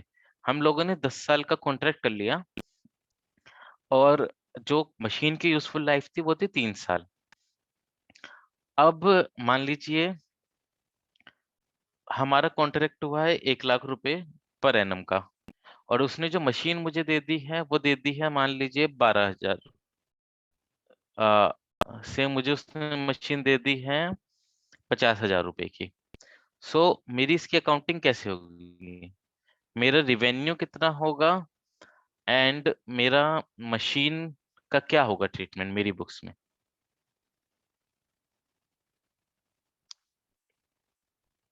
So India says जो आईटी इक्विपमेंट है, क्योंकि आपके पास एक एसेट आ गई है, आप आपको कंसीडरेशन में दो चीजें मिल रही हैं, एक कैश मिल रहा है, एक एसेट मिल रही है।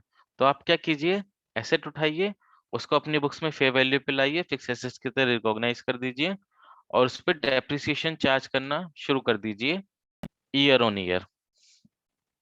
उसके बाद उन्होंने कहा जो आपका दूसरा कंपोनेंट है, जो आपको कैश मिल रहा है, तो आप क्या कीजिए, मान लीजिए आपको ओवर द पीरियड 1 लाख के हिसाब से 10 साल में 10 लाख रुपए कैश मिलना है। तो 10 लाख प्लस 50,000, आपको 10.5 लाख रुपए एक तरह से कस्टमर से मिल गया है। अब आप इसको ओवर द पीरियड रिवेन्यू में रिकॉग्नाइज कीजिए।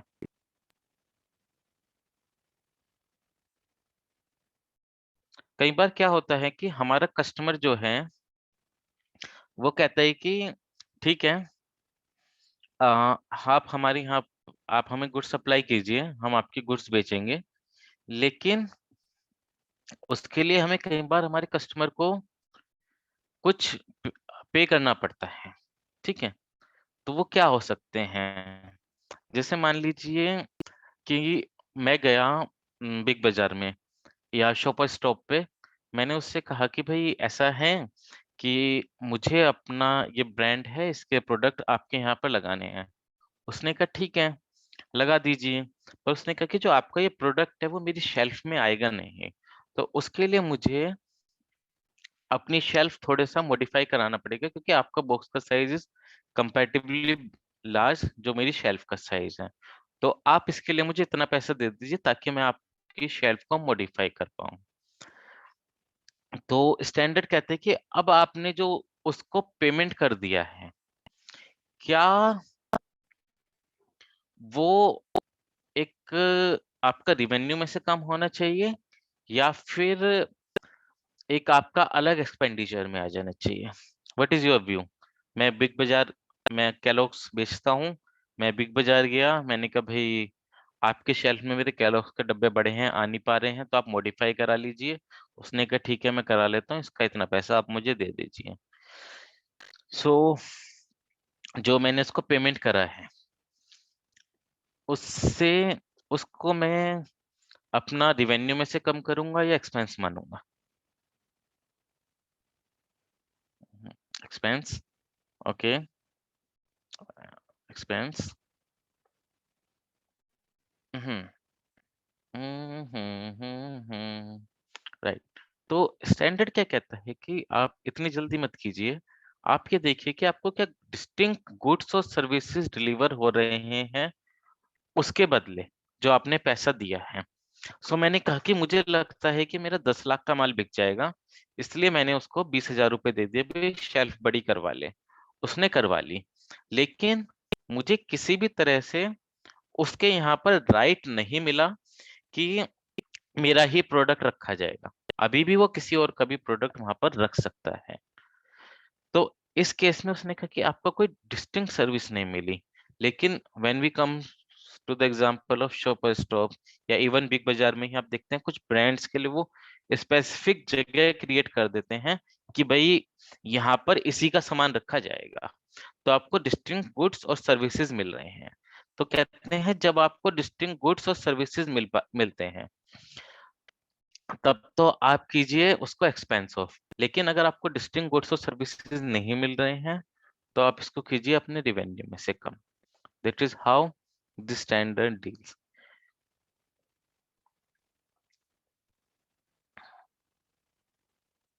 क्योंकि एक तरह से उसको, जब उसने आपको डिस्टिंक्ट गुड्स और सर्विस नहीं दिया तो उसने क्या करा कि आपसे गुड्स सस्ते में लेने की जगह आपसे अपने बिहाफ पर बस कुछ पेमेंट करा दी। That's all he has done.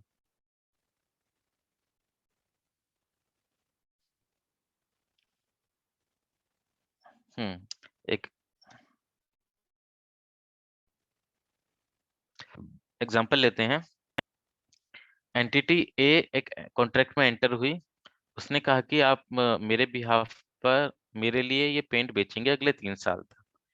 हमने 50,000 रुपये उसको पेमेंट भी कर दिया कि वो अपने पेंट स्प्रेस को कस्टमाइज करा ले ताकि मेरा प्रोडक्ट बिक सके। लेकिन हमें ये समझ आया कि डिस्टिंक्ट गुड और सर्विस नहीं है, तो इसकी अकाउंटिंग कैसे होगी। तो हमने कहा कि जो 50,000 रुपये दिए हैं वो हम अपनी सेल वैल्यू में से कम कर देंगे एंड उसको रिकॉग्नाइज करेंगे।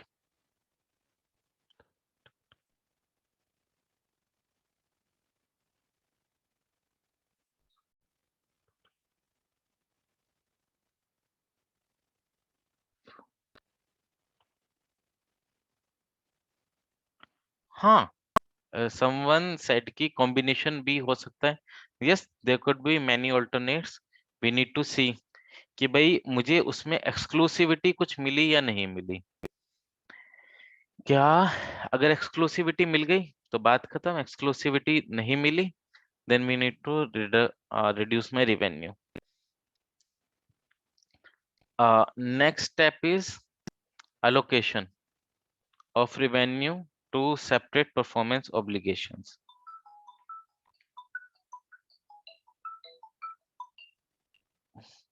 तो स्टैंडर्ड ने कहा भाई आपने 3 चीजें पढ़ ली कि कॉन्ट्रैक्ट क्या है, परफॉर्मेंस ऑब्लिगेशन क्या है, और उन परफॉर्मेंस ऑब्लिगेशन के लिए आपका ट्रांजैक्शन प्राइस क्या है। ट्रांजैक्शन प्राइस में भी हमने उसको बाइफरगेट करा, मेरा फाइनेंसिंग कंपोनेंट उसमें से निकाल के अलग करा, वेरिएबल कंसीडरेशन उसमें जोड़ा। अब उसके बाद वो सिंपल कहता है आपको अलोकेट कैसे करना है। तो कहता है सिंपल तरीका भैया, सबसे पहले तो ये देखो अगर हम अलग अलग बेच रहे होते तो क्या करते। अलग अलग बेच रहे होते, उसका प्राइस अवेलेबल है, वो प्राइस लगाओ उसमें बांट दो। हमने कहा कि नहीं हमारे पास नहीं है, तो फिर हम कहते हैं अगर हम बंडल्स में बेच रहे हैं तो आप बंडल के प्राइस निकालो, उस बेसिस पे लोकेट करो। हमने कहा वो भी नहीं है, तो उन्होंने कहा फिर आप रेसिडुअल जो बचा है, जो ऊपर वालों के अवेलेबल है आप पे प्राइसेस, मान लीजिए हमने कहा कि मैं एसी बेच रहा हूँ, वारंटी बेच रहा हूँ, सर्विस बेच रहा हूँ। एसी का मुझे पता है, सर्विस का प्राइस पता है, वारंटी का नहीं पता। तो कहता है ठीक है आप एसी और सर्विस का निकाल दो, जो बचा वो आप वारंटी में डाल दो। But that is something residual जो बहुत कम यूज करनी चाहिए स्टैंडर्ड से। आप मार्केट असेसमेंट कीजिए, कॉस्ट प्लस निकालिए, जो बेस्ट आप कर सकते हैं वो कीजिए। अगर नहीं होता है तो आप इस मेथड पे जाइएगा। एक एग्जांपल लेते हैं। एंटिटी ए एंटर होती है एक एग्रीमेंट में, हार्डवेयर बेचना है, प्रोफेशनल सर्विस बेचनी है और मेंटेनेंस सर्विस बेचनी है। सो वी सेट के 3 सेपरेट परफॉर्मेंस ऑब्लिगेशन को हमने 3 नाम दे दी हैं। 2 लाख रुपए का रिवेन्यू आता है। हमने कहा कि ये हम प्रोफेशनल सर्विस और मेंटेनेंस स्टैंडअलोन बेचते हैं 25,000 की परफॉर्मेंस और एंड 15,000 रुपए की मेंटेनेंस सर्विसेज। लेकिन हम इक्विपमेंट अकेला कभी कभी बेचते हैं, लेकिन हमें लगता है कि 1,85,000 रुपए का मेरा वो भी है, इक्विपमेंट है। सो हम कैसे करते हैं लोकेट। जब हमने कहा कि भाई 2,25,000 रुपए का मेरा ट्रांजेक्शन प्राइस आया, मैंने सेल होके मुझे मिला 2 लाख रुपए, टोटल तीनों को कंबाइन। तो स्टैंडर्ड सिंपली सी इसकी आपने जो जो इनके इंडिविजुअल वेट्स निकाले थे उस बेस पे आप अलोकेट कीजिए और अपना रिवेन्यू रिकॉग्नाइज कर लीजिए। So all those discounts, all those variable considerations, वो सब इस तरह से अलोकेट हो जाएंगे। हमने मान लिया कि सेम एग्जांपल चल रहा है, अब हम सॉफ्टवेयर भी दे रहे हैं और 2.5 लाख रुपए हम ले रहे हैं 2 लाख रुपए की जगह। अब हमारी 3 की जगह 4 सर्विस हो गए। हमने कहा कि हम कभी सॉफ्टवेयर अकेले नहीं बेचते, ठीक है। और जब हम सॉफ्टवेयर बेचते हैं वो हम ऐसे प्रोडक्ट्स में बेचते हैं जो 15,000 रुपए से 1.25 लाख रुपए तक का है। सो मुझे एक्चुअली नहीं पता इसका क्या प्राइस है। सो हाउ वी डू, हम सबसे पहले 2.5 लाख रुपए में से हार्डवेयर का प्राइस हटाएंगे, प्रोफेशनल सर्विस का, मेंटेनेंस का, और फिर हम सॉफ्टवेयर का स्टैंड अलोन सेलिंग प्राइस एक निकाल लिया। This is not advisable approach, this is last approach. जब आप कॉस्ट प्लस से नहीं निकाल सकते, कैसे भी नहीं निकाल सकते, तो आप बाइफरगेट कीजिए और उसके बाद सेम वे में अलोकेट कर दीजिए टोटल रेवेन्यू।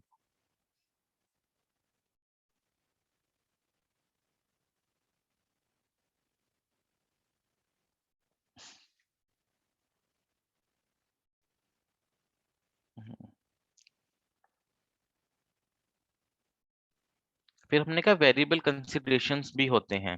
तो हमने कहा कि जो वेरिएबल कंसिडरेशन है या डिस्काउंट्स हैं, अगर वो किसी एक स्पेसिफिक आइटम से लिंक्ड है, तो आप उसको उस स्पेसिफिक आइटम पर ही अलोकेट कीजिए। सो हमने कहा कि सेम सब कुछ है, एग्जाम्पल 1 की तरह है, जहां हम ये 3 सर्विस दे रहे थे, लेकिन कॉन्ट्रैक्टर ने कहा कि आप 10,000 रुपए हम आपको और देंगे अगर आप प्रोफेशनल सर्विस हमें 15 दिन के अंदर अंदर दे देते हैं।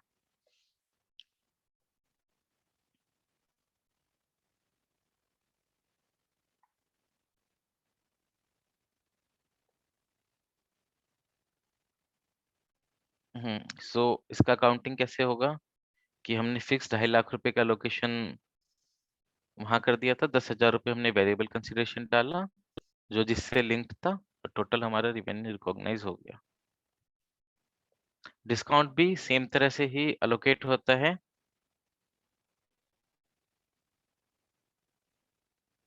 हाँ, सो समवन इज आस्किंग, भाई अगर हमारा सॉफ्टवेयर 1 लाख रुपए का होगा, सॉफ्टवेयर 50,000 का होगा, यस, सो तभी हमने कहा आप रेसिडुअल अप्रोच पे बिल्कुल लास्ट में जाइए। आप अगर उसको अलग से आइडेंटिफाई कर सकते हैं, तो आप उसका स्टैंड अलोन सेलिंग प्राइस निकालिए और उसको रेशियो में बांट दीजिए।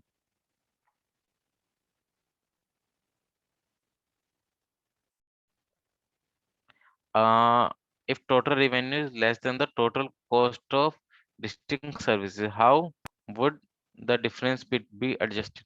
हम कह रहे हैं हमारा जो टोटल रेवेन्यू आ रहा है वो सर्विस की कॉस्ट से भी कम आ रहा है।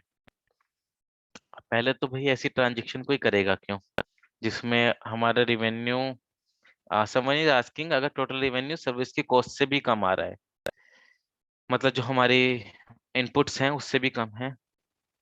डेस्परेट सेल, ठीक है, when you are going to take a loss, तो आप फिर उसको अलोकेट कर दीजिए।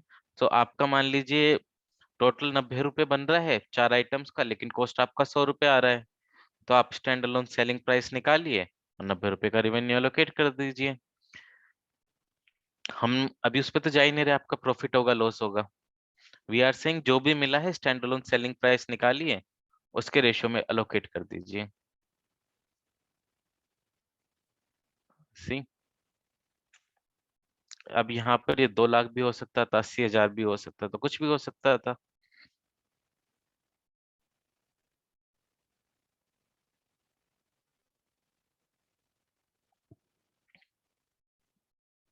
डिस्काउंट के लिए also standard says the same approach, कि आप ये देखिए पहले,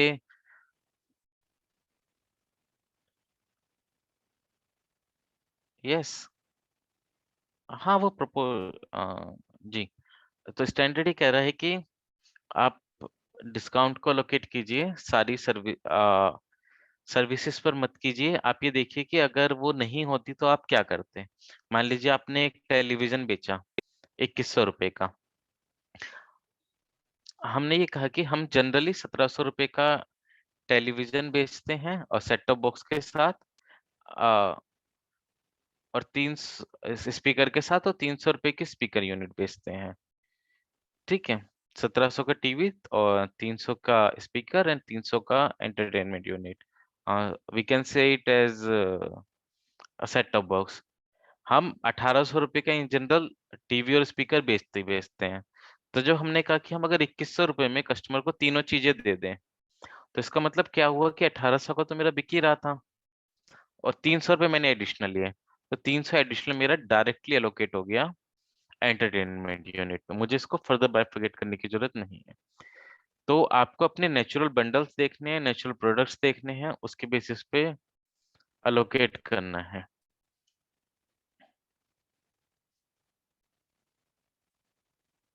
हम्म नाउ कम्स लास्ट स्टेप, कि ठीक है भैया, परफॉर्मेंस कॉन्ट्रैक्ट पढ़ लिया, परफॉर्मेंस ऑब्लिगेशन ढूंढ ली, ट्रांजैक्शन प्राइस ढूंढ लिया, उसका अलोकेट करना देख लिया, कैसे कैसे करते हैं मैथमेटिकली, बड़े सारे तरीके सीख लिए। अब रिवेन्यू कब रिकॉग्नाइज करना है?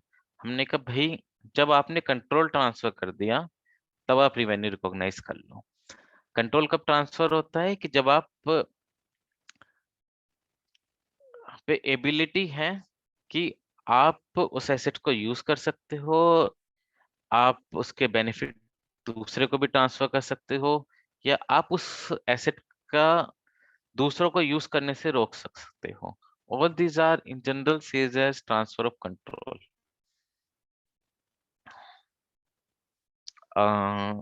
If we will go in deep, तो उसमें over a point and at a point का कंसेप्ट चलता है रिवेन्यू रिकॉग्निशन में, कि कब हमें रिवेन्यू ओवर द पीरियड करना है, कब हमें revenue at a given point of time करना है। सो स्टैंडर्ड कहता है कि आपको ये देखना है कि आपकी सर्विस किस नेचर की है, कि वो धीरे धीरे कस्टमर को राइट्स और कस्टमर को बेनिफिट्स ट्रांसफर करती जा रही है, तो आप और जो कस्टमर है वो उससे बेनिफिट भी ले सकता है और अल्टरनेट यूज है उसका, और आपके पास कुछ हद तक पेमेंट का राइट भी आ गया है, तो आप रिवेन्यू रिकॉग्नाइज करते चले जाइए। से आपने कहा कि आपको एक काम मिला कि आप दीवार पर प्लस्तर करना है, फिर पेंट करना है। सो आपने प्लस्तर कर दिया, तो आपका एक पोर्शन कंप्लीट हो गया, तो उस डेट तक आपका जो भी काम हुआ था आप उसका रिवेन्यू रिकॉग्नाइज कर सकते हैं।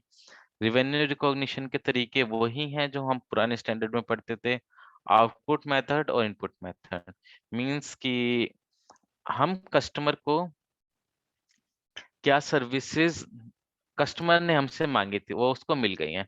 उसने कहा था उसको एसी लगा हुआ चाहिए, एसी लगा हुआ मिल गया। ठीक है, इनपुट मेथड इसकी मेरा कॉस्ट प्लस मार्जिन पे मैं इसका रिवेन्यू रिकॉग्नाइज करता जाता हूँ।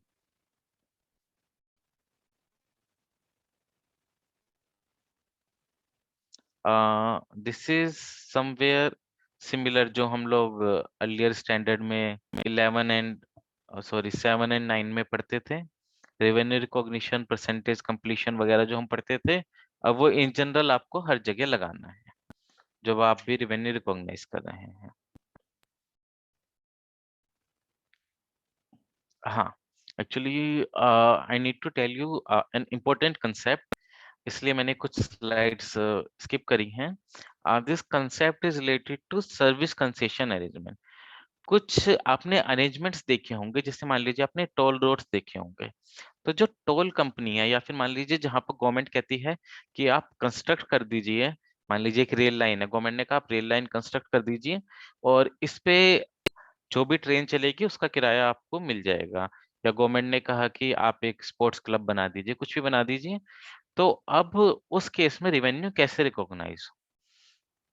सो एक एग्जांपल लेते हैं, सिंपल एक टोल रोड बननी है, तो जब गवर्नमेंट हमारे पास आई तो गवर्नमेंट की इंटेंशन क्या है आपके साथ?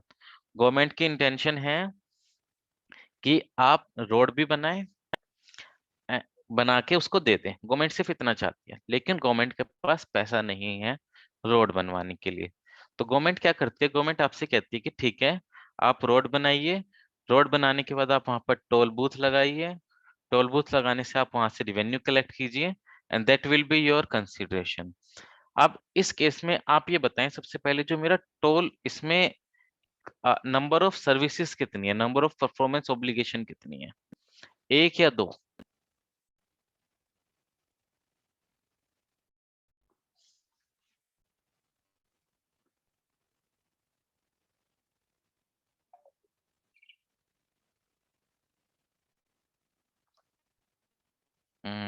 परफॉर्मेंस ऑब्लिगेशन इन टोल रोड्स,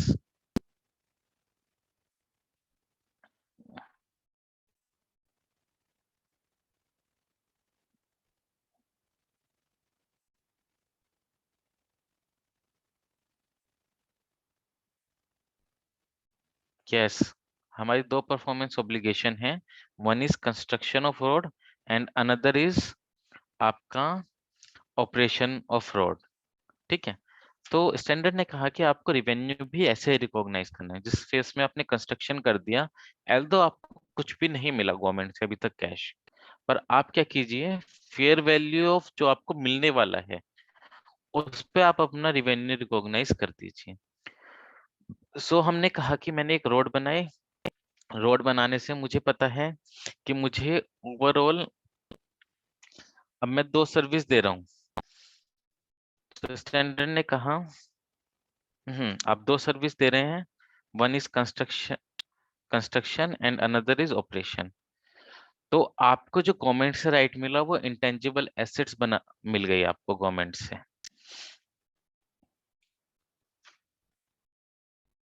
हम्म तो हम्म,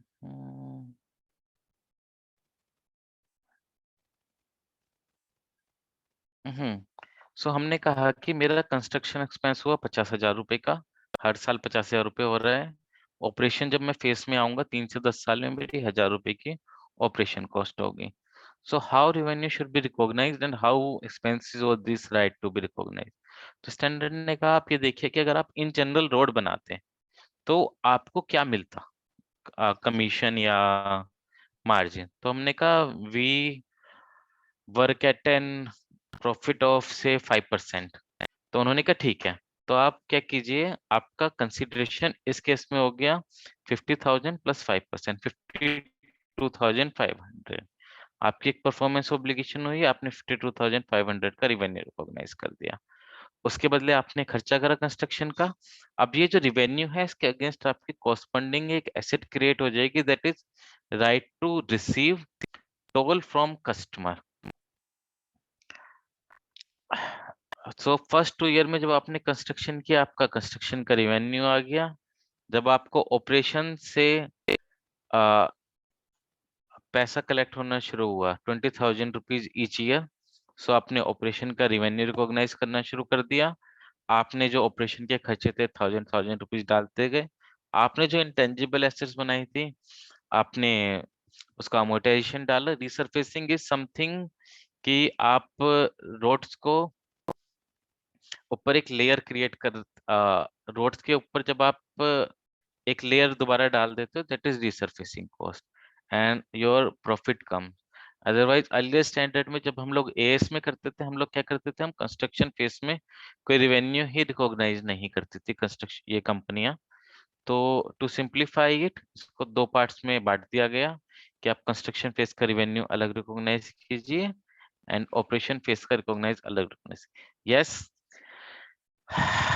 ICDAS, MAT, service tax, GST, they may be behind you, but accounting में ये है। एंड इन जनरल हम लोग जब अपने क्लाइंट्स की बुक्स में एंट्री करते हैं, so we say to customer कि भाई as well as to department, this is only an accounting adjustment, तो इसका कोई इम्पैक्ट नहीं है। And in general department also agrees. So in all, it was for revenue recognition.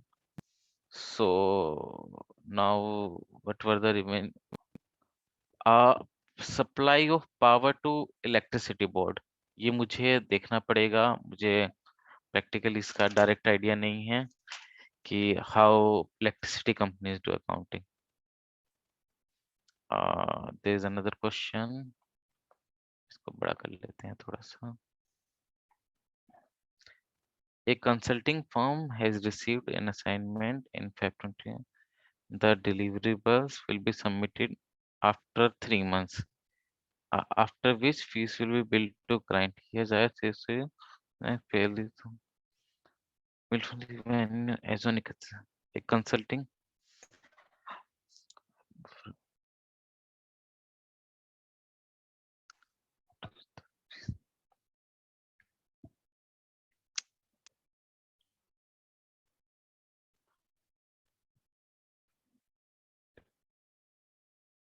जी, अब revenue recognition के लिए हमें यही देखना है कि हमारे स्टाफ लग गया, सब कुछ लग गया, ठीक है। सो जो मुझे रिपोर्ट कस्टमर को देनी है, हम कहते हैं कि 31 मार्च तक ऐसा कुछ भी क्रिएट नहीं हुआ जिससे कस्टमर को बेनिफिट हो, कस्टमर के लिए कोई ऑल्टरनेट यूज हो, या कस्टमर उस एसेट को किसी भी तरह से बेनिफिट ले सकता है। That is available with me and with me. तो no revenue can be recognized. However, if there are indicators that customer can be benefited, so revenue can be recognized.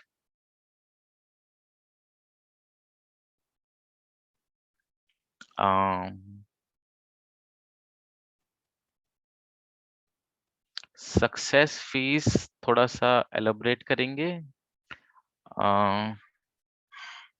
Success fees is it like commission जो से हम bank से party से charge करते हैं loan कराने के लिए।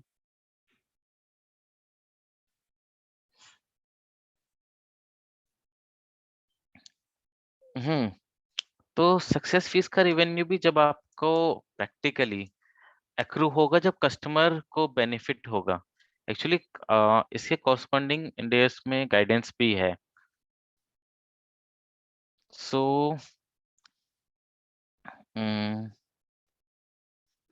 स्टैंडर्ड में गाइडेंस थी incremental cost of obtaining a contract. तो उन्होंने कहा कि आपके कॉन्ट्रैक्ट को ऑब्टेन करने के लिए आपकी कुछ एडिशनल कॉस्ट लगती है, तो आप उसको तब रिकॉग्नाइज कीजिए जब वो इनकर हो गई है। मतलब अगर कॉस्ट इनकर नहीं होंगी, अगर कॉन्ट्रैक्ट नहीं मिलता, भाई पार्टीज आई, कॉन्ट्रैक्ट साइन करा, साइन नहीं करा, चली गई, सारा काम हो गया था, तो तब भी वो कॉस्ट होनी है, तो कॉस्ट रिकॉग्नाइज होती है, अदरवाइज वो कॉस्ट रिकॉग्नाइज नहीं हो। तो हमने कहा एक लीगल फीस है, किसी एडवोकेट को देना है, उनने पूरे एग्रीमेंट की वेटिंग करी थी, तो उसका खर्चा आप रिकॉग्नाइज करेंगे चाहे एग्रीमेंट साइन हो या ना हो। लेकिन जो ब्रोकर को कमीशन मिलना तो वो रिकॉग्नाइज नहीं होगा, क्योंकि ब्रोकर का कमीशन ही ड्यू तब होगा जब उसने सर्विस परफॉर्म कर दी है। So the same will flow to revenue side also.